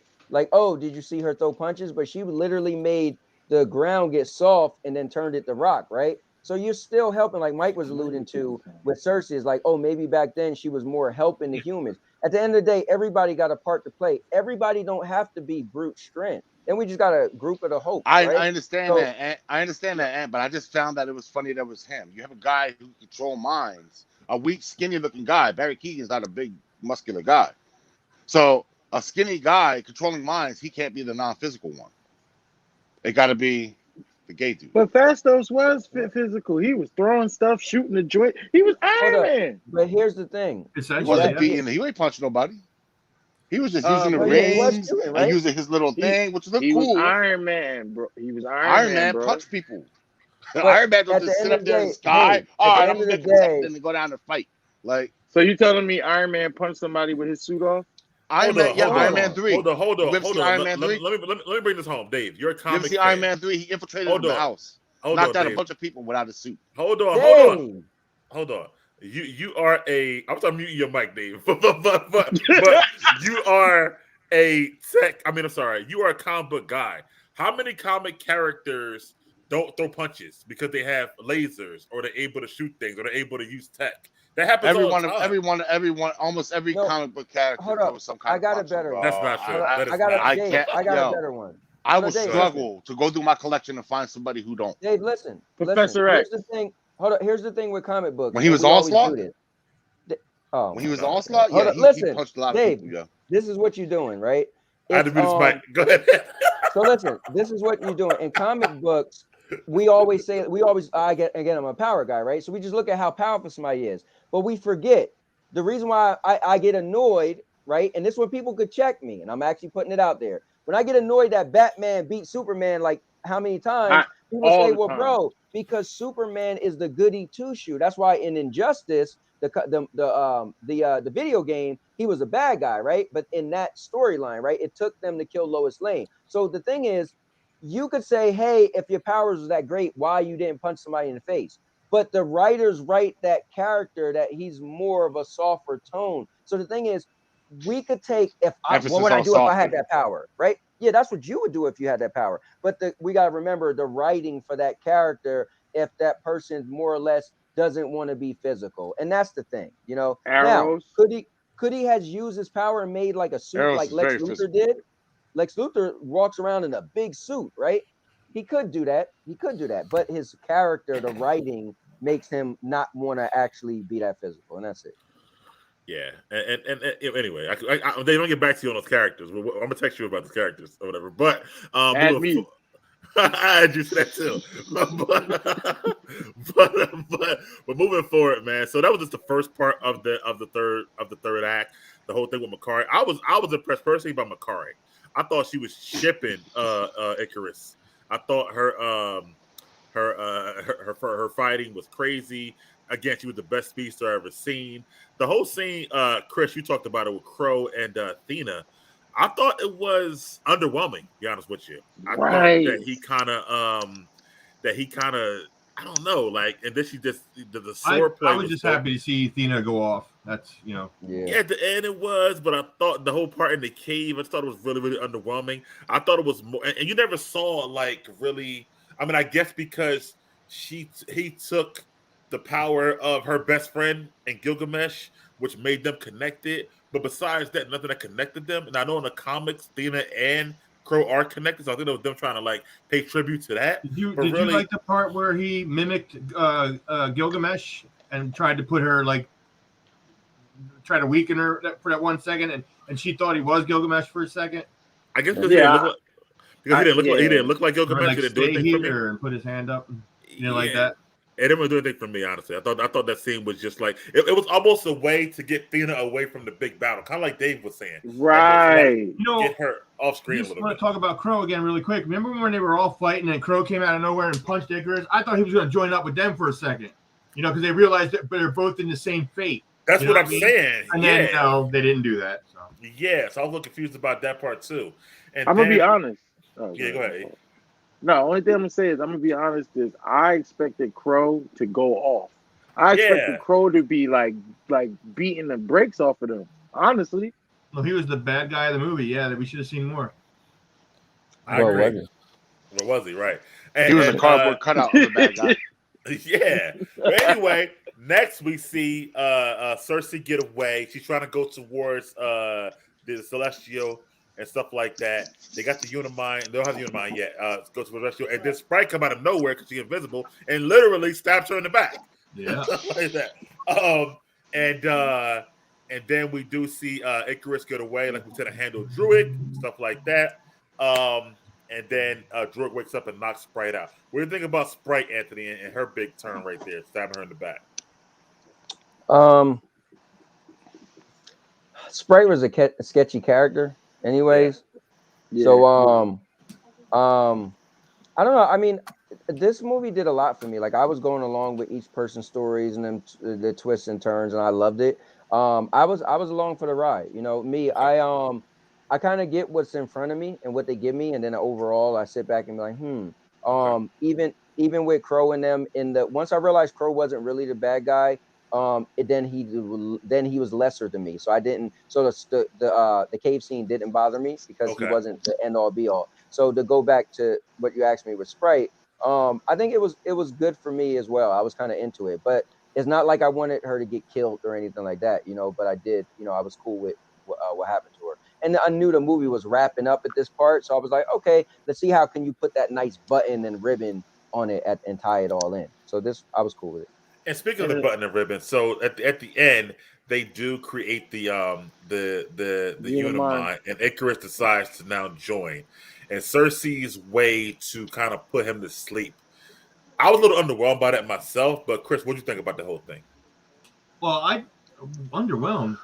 I thought when she put him to sleep initially before the Unimind, when he kind of stopped him for a little bit, that was before all the Unimind. She did that. She did. So, but she's like, you know, I can't do that again or whatever. You know, when she did it to the Deviant and turned him into a tree. Yeah. You know, like that just shows you how powerful she was, bro. So I don't know about underwhelming. I forgot about the part she did it before the Unimind. I forgot about that part. You're right. But see, I feel like stopped. Yeah, man. I feel like handled them pretty good too, though. Fastos. with the technology, slamming them in the dirt and stuff like that. Like, Well, I'm talking about now where they put the Celestial at the very end. When they finally oh, put you talking? underwhelmed, right? Yeah, I that was. That's what I'm saying. I mean, did you want to see him destroy the Earth and team up, get out?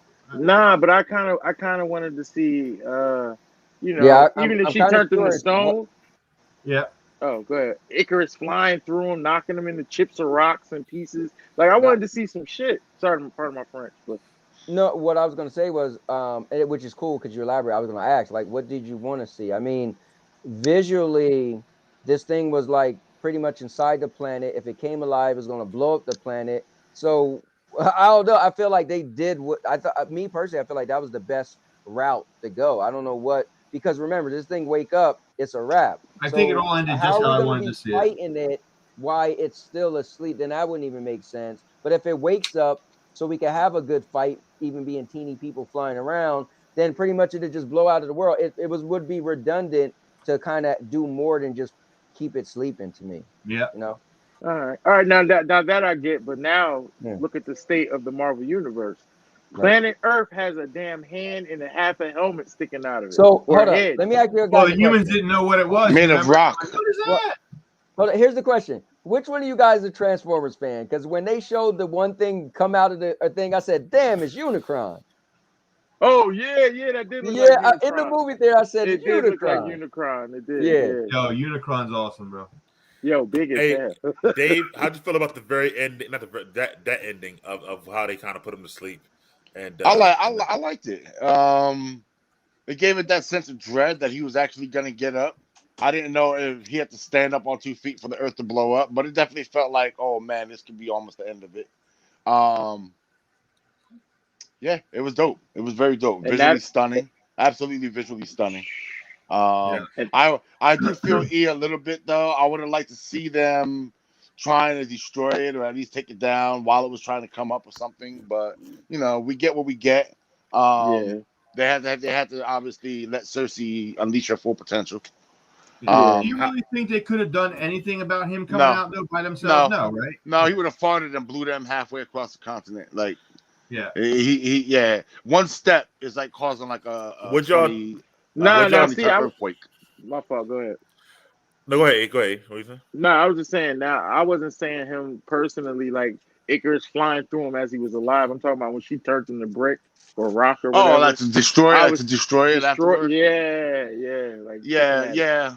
I do see, What- but because of the That'd be fact he's interesting, yeah. stoned, it's gonna be more of like a tourist attraction now. It's like the Right. Leaning Would Tower y'all- of What's Pisa, worse is how or many one of the people 8 wonders died of the from world. that. How Speaking many of people died Icarus, from that? speaking of Icarus, what Tsunamis think about caused him? by it, by the head coming up. Yeah. I mean, What do you think when about you him think flying about to it on the that sun? nano level, yeah. Sorry. Him flying to the sun at the end of the movie, Chris, Icarus. You like that or no? Yeah, he got too close to the sun. How Right. mythological Icarus died. So You think he's dead or no? No. yeah, he ain't Dave? flying to a sun, bro. And Yeah. what do you think? He's dead or no? I think they threw the little Superman thing in there. I think they threw that That little Superman thing too! in there. Yep. For this, because you know what happens when Superman flies into the sun, he gets more powerful. Yeah. Right. So Right. so I he said I when could the be kid wrong, said but that it looked like he was Superman, the only thing he dissolving in there, corrected bro. them on is, oh, I don't wear a cape. So And what do you think? technically, You think? Did you like that part? Or do you think he's dead? I think he's dead. Yeah, I Okay. thought it was a cool way to make him like he can't believe what he did. It really hit him. I mean, if he was that, think about it, he had to be so close to Ajax for her to even tell him the actual plans, and then he killed her. So that just broke. Like, now I helped save everything. I can't go back to normal knowing all what I did. So I was kind of cool with that. I'm Okay. telling you, yo, I kind of think that when that celestial took the other three, when he took the other three, right? I kind of think when they get to that planet Olympia or wherever that place is, thereby I think Ajax, him, who else died? That was it, and Gilgamesh. I think them three are going to be there already when Cersei's there, being When they I don't find know, them later on. reborn, yeah, reborn and all that stuff. Well, since you already gave your thoughts, what did you guys think of that part at the end, Chris, when he did take the three of them, Arisham, and also the other three splitting up and going on the ship? What do you think of that part? Chris.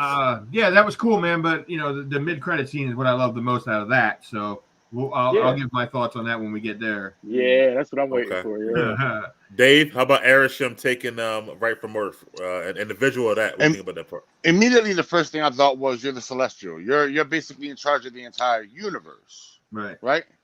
So where were they headed? Were they headed back to the World Forge? The ones on the ship, Athena. That's what I thought. No, they were going to other planets to find more Celestials to stop other planets and other Celestials from being destroyed. That's what the Eternals wanted to do. Find more. No, wait. Eternals I wanted thought to they find went to go find more Eternals. planets that this is about to happen on. They were stop find more Eternals. But then so took those two, right, or three? Three. Yeah. And now their friends got to go try to find them, but they don't know how to. Right. So being the fact, I was sitting here wondering why, when he snatched these, if he could snatch these three from the planet, it's not like Arishem has to walk up to the planet and physically grab them. He literally he was gonna though.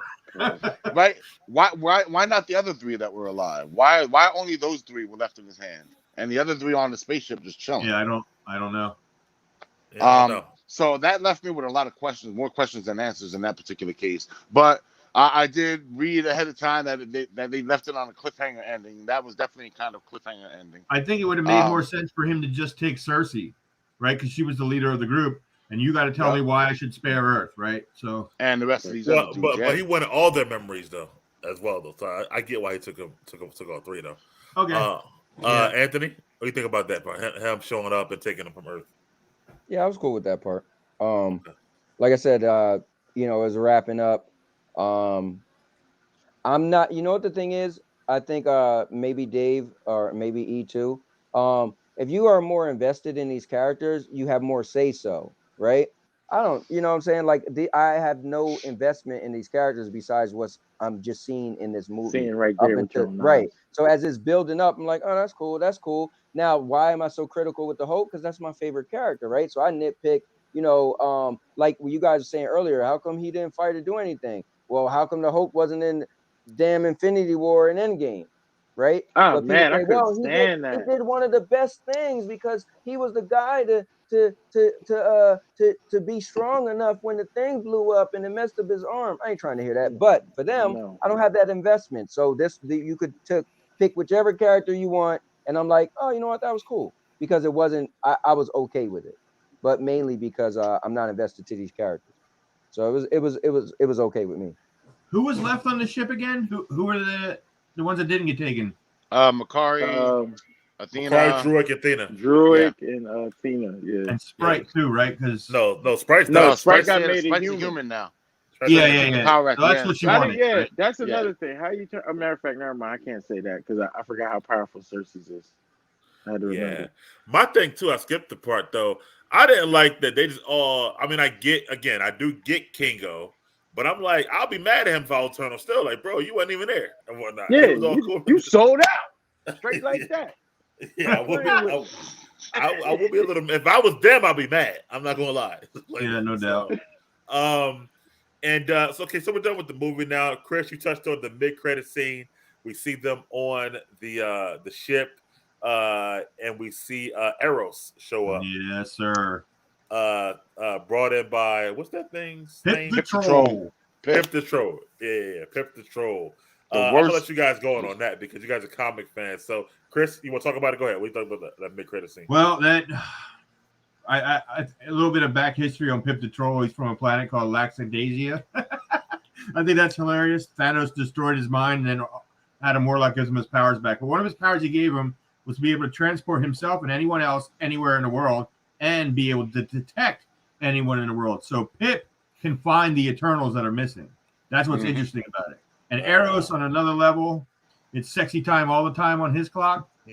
So he's going to be a very interesting character. And being Thanos' brother, I didn't know at first that Thanos even had a brother. So yeah, I didn't know that. This whole thing is just going to open up this universe even bigger, right? So it was awesome credit scene and can't wait to see how that goes.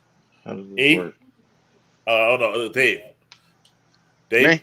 Oh yeah. The mid-credit scene. So yeah, worst piece of visual effects I've ever seen is with Pip the Troll. You like that?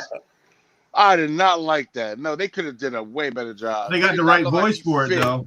They got the right voice, Yeah. Patton Oswalt. Yeah, they did get the right voice for it, but but the CGI just looked fake. He looked like, oh man, it looked like a cartoon character standing with a bunch of human beings.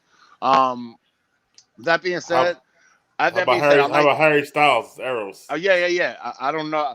Again, Man, he looks like a Star kid from the Fox. comics, Star bro. Fox is a big role to play. It's a really big role to play. That's his real name in the comics. Is Star Fox. They changed it from Arrows because if any of you guys want to Google Arrows, just Google the name EROS right now. Look at the first picture that comes. Oh wow! You Look know at the what? first picture that comes up. There's a Real picture. quick. Yeah. Okay. I find it wild too that Thanos and Eros both have Eternals as parents, and it was Kronos, which makes them the most powerful Eternals out of all of them, because Kronos gave their parents Alars and Suisan gave them these rings that allowed them to reproduce. So, because Eternals are not allowed to fall in love and reproduce or whatever, but they did, and then they created. Well, Athena, no, in the comics, Athena has a son named Joey Athena, and he's kind of an Eternal. He's actually one of the only. Basically, the Celestials kind of poison their gene pool, where if they ever have a kid, they're just going to be regular flat-based humans, except with the exception of Athena. Athena had a kid that he actually exhibited eternal powers. Athena and Thanos are cousins in the comics. They're like their parents are like siblings. Yeah. Eros and Thanos. I long ago knew they were brothers from a long time ago since they first debuted Star Fox in the comics, and the story with them is just like you have a kid who has a genetic disorder or something like that, or a kid born with whatever. Thanos was born with that disease, with that deviant gene, while Eros was the clean, perfect version of their son. Okay. Very cool. Yeah, and there's theories that Thanos intentionally went and snapped half the universe, and that was his real reason to try to stop the Celestials because he's mad at them for creating deviants. And it's this whole big thing. I don't buy it yet. But seeing Eros and seeing Star Fox, that's going to be kind of dope. His power, by the way, Eros' power, by the way, is to get people to like him. Right. So we're going to see that a lot, I guess, going forward with him. He's not really so much a punchy guy. He does fuck people up, but he's not so much more of a punchy guy. He'd rather just persuade you to be on his side. So are they going to use it? Think Party Thor, but a lot more sexual. But that's what I'm saying. Are they going to use it as him talking, or are they going to use it as him singing? A lot of times talking. He doesn't really sing much in the comics. I mean, is the Marvel Universe going to do it? Oh, I don't know. Are they going to switch it up since he's? I don't know what they're going to do with him. Obviously, with a musical talent like him, you're going to have to let him break into a song, which I use that. I'll use that to go refill my soda. That's what you know about. I'll be right back. Knowing Anthony, I was with you. You ain't know who the hell this guy was when we saw that scene. So I didn't got a lot to say about that, unless you do. I don't have much to say at all. I just thought when the dude said Thanos' brother, I was like, oh, that was the only thing I took out of that whole thing. Didn't care one way. And that's another thing that messed me up, right? Because we all know that, in the comics, Thanos is an Eternal and has a deviant gene. Mm-hmm. So when they were saying they didn't help against Thanos because, they were told to help against deviants, isn't a person with a deviant gene a deviant? Yeah, but he wasn't their deviant. He wasn't. But he was a deviant.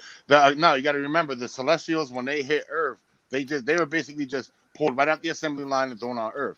So in their eyes, a deviant looked like the creatures they fought 7,000 years ago. Oh, okay. All right. They didn't view that. They didn't know Thanos was an actual deviant. Matter of fact, yeah, you're right. They didn't even know it was other Eternals. Yeah, you're right. Yep. Well, now we got the end credit scene, which is Dane Whitman with the ebony blade about to touch it, and then we hear the voice, and what turned out to be Blade, ironically. Right. So. Chris, man, you smiling about that? You thought about that whole last credit scene, end credit scene? Man, been waiting a long time for Blade to come back. Man, that just made me super excited. Super excited, and the sword looked pretty cool too. Like it was reaching out to him a little bit, Yeah. So I don't know much about Black Knight, unfortunately, but from what I understand, he's gonna be in Moon Knight. No, he's gonna be in Blade. Blade. Oh, in Blade. Yeah. So. Yeah. All right, E, what do you think about that whole Man, you listen. As soon as I heard him speak, I knew who that was. You know it's Yeah. Did you Merc really? He's got one of the Yo, most I distinguished knew voices who ever. it was. I was like, "Yo, that's Blade." My son was like, "Blade." I'm like, Everybody "Yo, in my that's theater Blade." thought it was Nick Fury. Nah, I knew it was Hell Blade. That's no. crazy, I would have bro. smacked somebody. I I heard would a have couple smacked people somebody say if it. I I heard was him say like, that. Yo, Samuel L. Jackson, you just don't mix his voice up with Right. nobody. I didn't think Nobody. so either, but apparently a lot of people Crazy. got confused. Yeah, I knew that was Blade. Dave, I you was think- so hyped. What's your thoughts, man, on that? What it's setting up and the whole It's Blade, definitely setting Ebony up Blade? midnight. Definitely setting up the Midnight Suns for sure. For sure, Okay. setting up Midnight Suns. May not be right away. But yeah, I was souped. I was souped to hear that voice. I was like, oh snap, because there's actually a storyline with them, where Dracula creates a fake Ebony Blade and takes the real and hides the real one in Wakanda, for Gotcha. safekeeping, so to speak. Oh, And Blade has to actually help him get it back, and so I think they're going to be doing that storyline. So, but I also is think Black setting Knight up a Midnight villain in Suns. that? Would he be a No, villain? In, No. No. Okay. I No, he did was hear a- that he was a Ebony hero in that. Blade can cut through vibranium or cut through anything. But Ebony Blade can cut through almost anything. They leave it. They can't cut through adamantium for some reason. That's what they Man, I'm decided so with sick of Wolverine. that. I know. Yeah. I know. Uh, I know. It can't cut through. I don't think it can cut through vibranium either, but I think everything else it can cut through. But the main thing about the Ebony Blade is whoever's holding it doesn't die, no matter what. Well, the unless they let go comic of it the chopped blade. off it chopped off the head of a Celestial, the Ebony Blade. Yeah. Actually, it's stuff. Yeah. What? Yes, And in the comics also, to take back the planet, Venom's Oh, now I'm son even more had to hyped. use the Ebony Blade and the Unimind to kill Null, the Null who took over the Earth. So yeah, I think it's Null definitely a very coming. powerful artifact. I think they're gonna do no. All right. Well, I was with you once again, Anthony. What do you think about this post end credit scene? All right, so this is an inside joke. My guy, the climax just came in for the climax of this show, but it didn't do anything for me at all. Moon Knight, I don't know how come Black Moon Knight. Knight Black Knight. and Black Knight is getting mixed up in my head. But isn't he was the dude got like a hood on and all that, right? In the comic books? That's Black No, Knight, he's yeah. got like a Marvin the Martian helmet. The best way I could describe it, but without Nah. the Okay, I gotta flash. look it up. Oh, you're right. You're right. That's Yeah, Black yeah, Knight. yeah. That's Black Knight. I'm talking Black Knight. Yeah, Yeah, Moon yeah, Knight. he He got got a the night hood helmet. and the mask. Yeah. and yeah. Okay. Moon Next Knight, time Moon Knight got the hood, the white hood, and then Yeah. Black Okay, Knight. yeah. That trailer fire too. We'll get Oh, to I that. love Oscar Isaac, dude. I can't wait. I do Alright. So too. I kept Yeah. mixing Moon Knight and Black Knight up, but either way, they was both whack characters back in my day. So it Nah, didn't do nothing Moon for Knight, me. what? Now, Moon yeah, he Knight was is whack. Batman. Now, had But I better. Batman is trash. So had I known, Don't ever say had that I- again, man. Moon Knight is not Batman. Moon Knight actually has power. I said Batman, but better.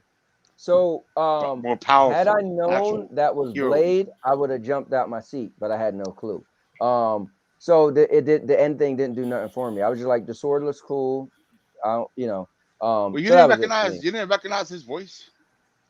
No. Damn. He did. I don't recall if you'd seeing watched him in Luke Cage, anything you'd else, right? recognize his voice. Methuselah, whatever his name is. Because to me, that's Cottonmouth. Who? Sorry. Mahershala Ali? Yeah. Mahershala Yeah. Ali. What else did he I do? just call him Ali? Cottonmouth. A lot of people. I was Luke reading Cage. when I Luke first. Cage. A lot of Oh, he's in people Luke thought. Cage. Okay. A lot Yep. of people thought it was the Watcher. Honestly, that I heard before they heard the voice and whatnot. Thought it was Jeffrey Wright. To be honest Nah, with you. no way. I'm telling you, I realized. Jeffrey Wright has. I know. I believe that people mix that up, but I'm sorry. I've seen I'm hyped for the a new lot Batman of movie. Mahershala Ali, and Oh no. I know that voice. Yeah, me already. too. Edward Cullen? So- Yeah. All right, Edward Cullen. That's hilarious. One more thing. If Wesley Snipes don't have a cameo in Blade, so help me God. I wanted Wesley Snipes to play Whistler, but That'd be dope. That would be dope. right? That would be Yeah. dope. Yeah. Wow. Except in the Yeah. comics, there's no Whistler. Yeah, but Yeah, I know. Yeah. all right. So, Eternals. Give your rating 1 through 10. I'll start with you, Chris. 8 out of 10. All right, E, 8.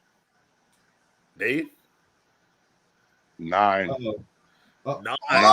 Wow. 9. Yeah. It's set Okay. up so much, and it might go up today depending on what I find in Makari's treasure room. It may go up, but 9 for now.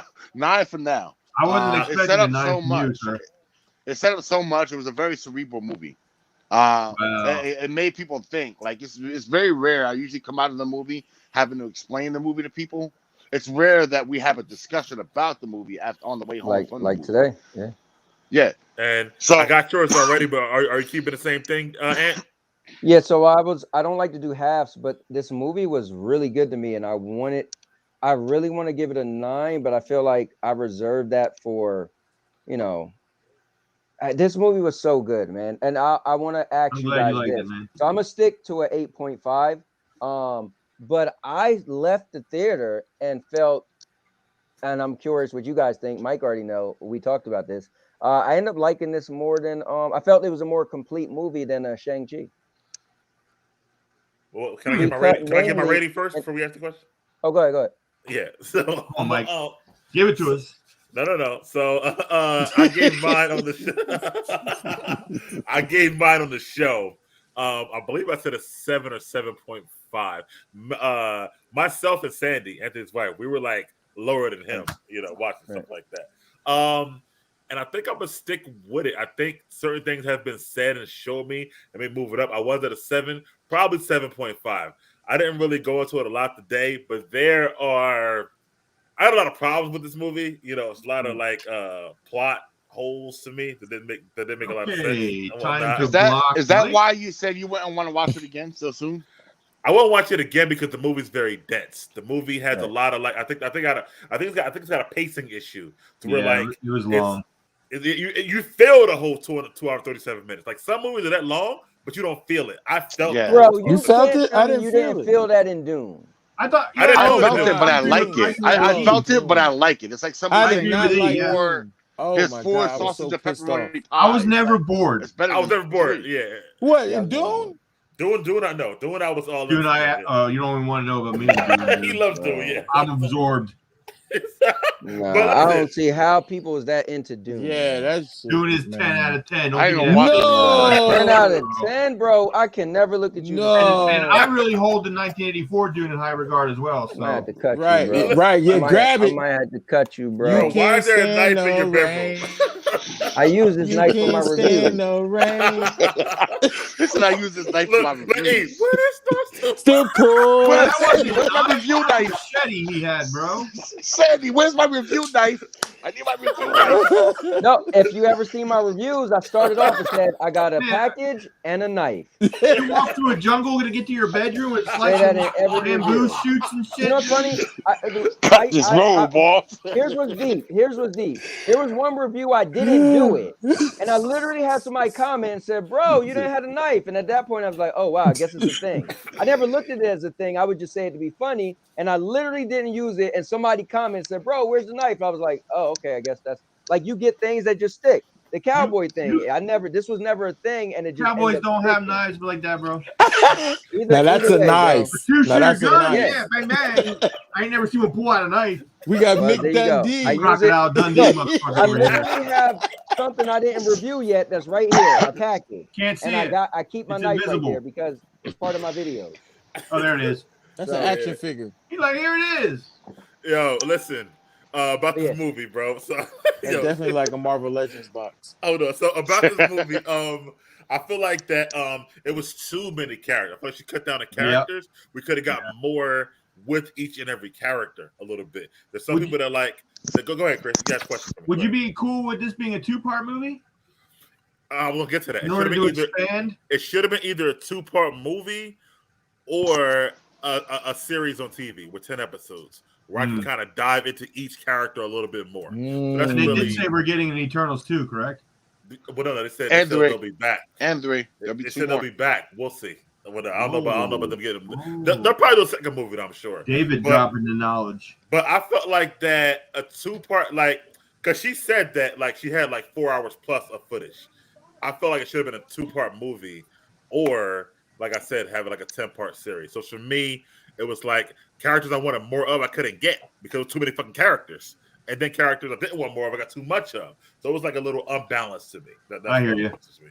But yeah, I'm at a 7. So to Anthony, you asked the question about. So you're gonna stay at 7 because you said 7. You're gonna. Stay I'm sorry, 7.5 now. 7.5 now. Yeah. Okay. Your question was.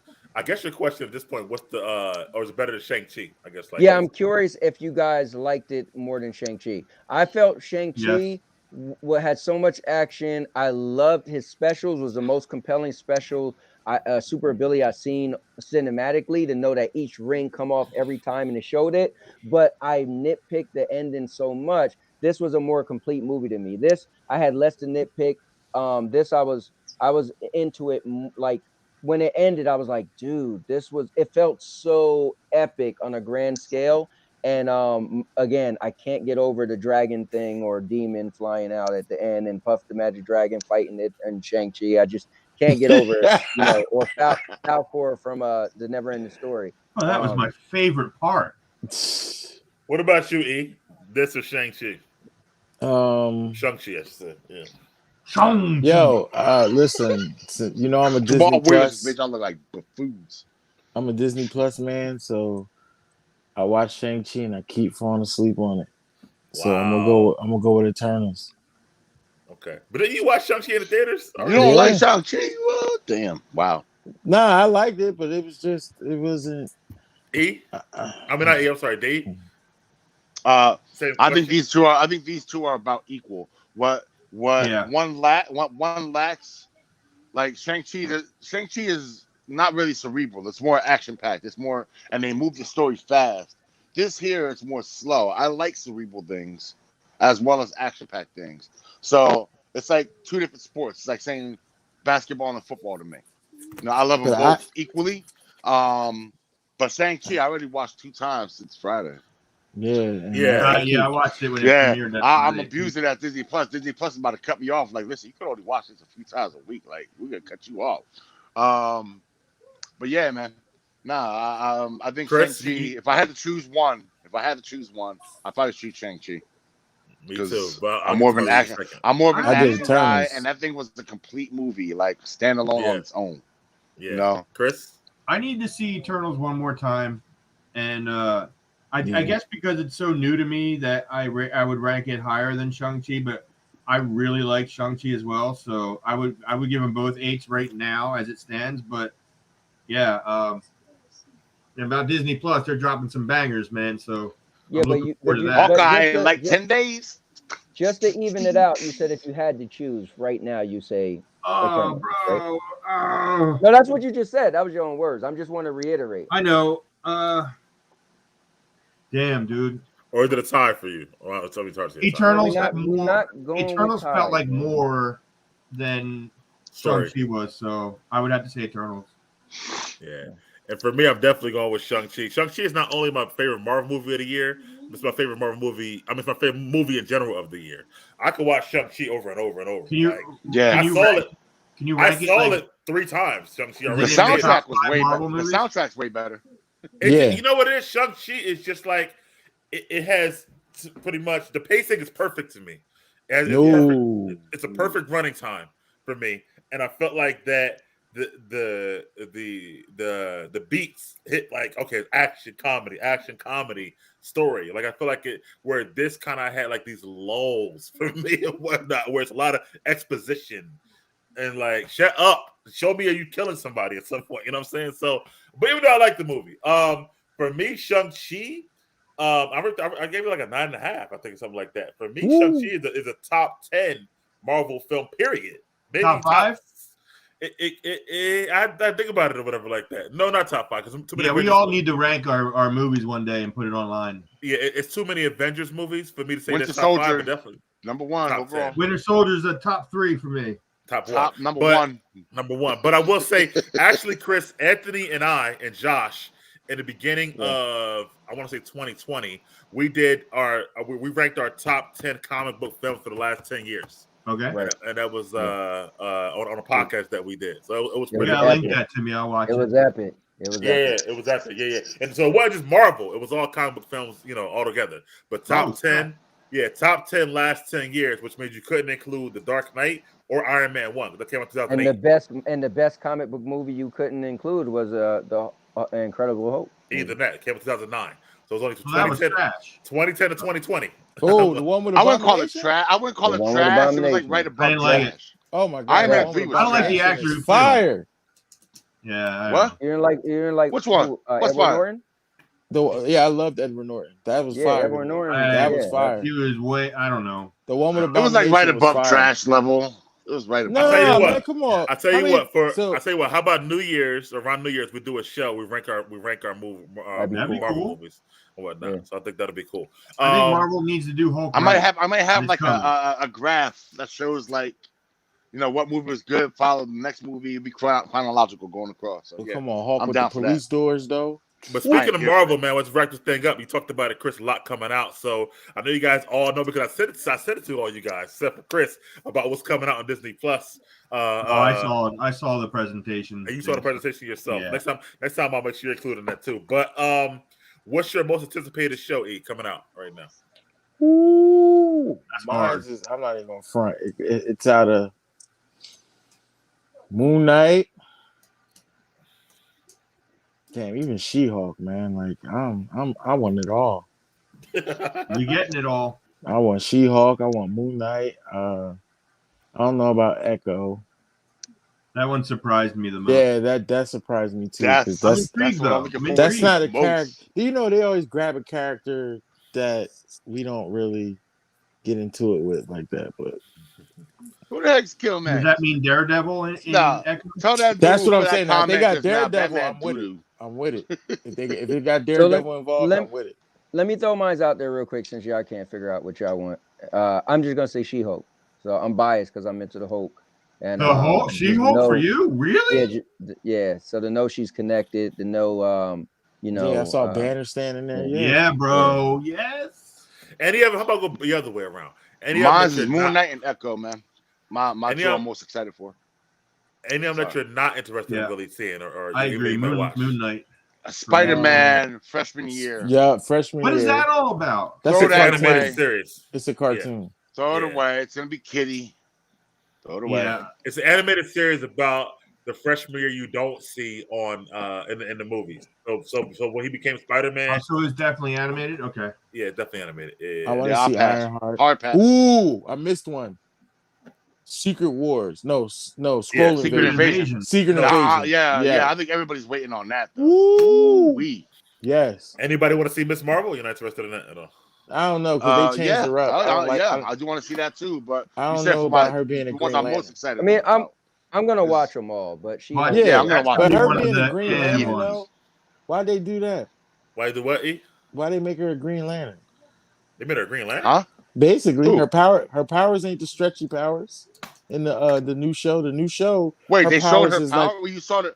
Wait, Yeah, I seen a sketch art of her power. It was it's like a purplish crystal. Like if you look in the preview, she's like frozen in like this purplish. Are you sure crystal. that's not? Are you sure that's not? No, the character man. They crystal? said she's I gonna thought be she making. was just a hero that had Hulk hands. No, she's No. making. They're making her use it like Green Lantern. Like it turns into constructs. You know what I think? So whatever I she think think of. because they're bringing out Fantastic Four, her powers are too close to Mr. Fantastic, so they give So her what? something Get it different. done. And his power should, and he yes, should. you're trump possibly her. right.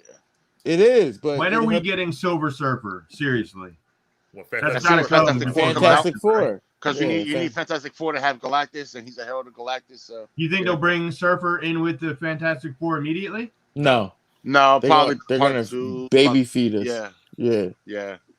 They'll probably Make give this us an last old man or long somebody as possible. stupid. I'm like really that, excited about them bringing. I told Anthony this X-Men back from the '90s. X-Men Yeah. 97, dude. Like 7. Yeah, I'm Yeah, ready for that. I was having to talk about this. I was having to talk last night actually. It's my girl's brother's birthday. So last night What we had a about birthday Jim party, so we were Carrey? talking about this, but Nice.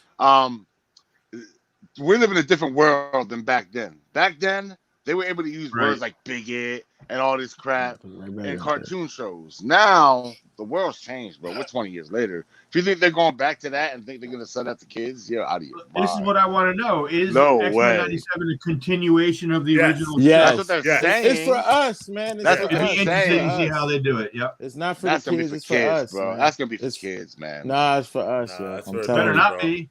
it's for us. Yeah, I think But, that shit is not Jim gonna Carrey fly. That shit's not gonna fly. Abruptly. Everybody ready for Yo, Jim Carrey? yeah. What the hell? Why they should have just used Patton Oswalt as Modok? Nah, Jim Carrey, man. Come on, just looks. more like Jim Carrey anyway. Hold on. All right. Yeah. Carrey Oh, head is God. not that big. Yeah. I'm Well, talking about when they Well, we know do what's it. coming out. We'll be here to talk about them all, of course, on the show. Chris, you're always invited. Thank you again. Oh, for coming thank on you, man. I would today. love to do Yes, this appreciate again, you, brother. Anytime. Also- we'll probably go ahead. Let me say this real quick. Why don't once we just figure out, let's have a chat with the five of us. We Yeah. should make some type of chat. Yeah, so we Yeah, could put I'll stuff make in it. there. I'll make it like a group chat, or something like that. That's All right. cool. It On was what very nice format, meeting though? you, E and Each person David. has a Yo, different Same, format. you same, know it, brother, Chris. same. Do y'all, I any of y'all got appreciate every WhatsApp? week in the We can do it comments, on man. I love regular it. text messages. Does everybody got Facebook? WhatsApp? What do we all have? I got WhatsApp. That I got WhatsApp. got Facebook, Twitter, I don't like it on phone. Instagram. Let's not do it on Facebook. That sucks. But let's do it on either WhatsApp. WhatsApp or regular text Yeah, messages. do it Yeah, I on got WhatsApp, Why WhatsApp. don't we man. use this? We just don't have to record it. No. we're We talking want to about- throughout the week. We want to like talk about like Yeah. when you kept texting me. Mike was already texting me. So if you was in that Just make chat, a group chat. No, That's he's what we right just though. said. We should have something like this though. Hold That way- on. Do you have a WhatsApp, Chris? What's that? I can have one. I'm sure it's All not right. hard. All right. Make Okay. a WhatsApp, and we'll make it on WhatsApp. That's fine. Yeah, I there you got go. one. There you go. Yeah, All WhatsApp's right, cool. cheap, easy, free. Yeah. So, and you can do a lot on WhatsApp. So, anyway, thank you, You can do guys this. for joining. We're gonna have Hawkeye comes out in 2 weeks, like Dave said. So we'll definitely be doing that show Can't every wait for other that. week or every week, depending on our schedule and stuff like that. And then, of course, next month, Spider-Man: No Way Home. So a lot more things that are happening. Can't wait. Which will be another show with us. Thanks for everyone who was in the chat: the Kill Max, Ray, Mike, Mr. Urban World. I got who one else I'm question missing? before we leave. Before everybody Go leave, ahead. I got one question for Chris Yeah. and Mike. How the fuck y'all losing to the Lions? Anyway, They ain't even won All a right. coin Fuck toss this year, bro. All right, so that's all I'm gonna say.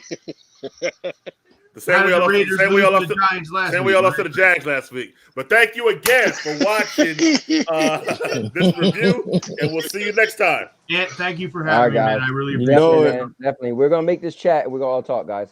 All right, man. Let's do it. Later. Later, fellas.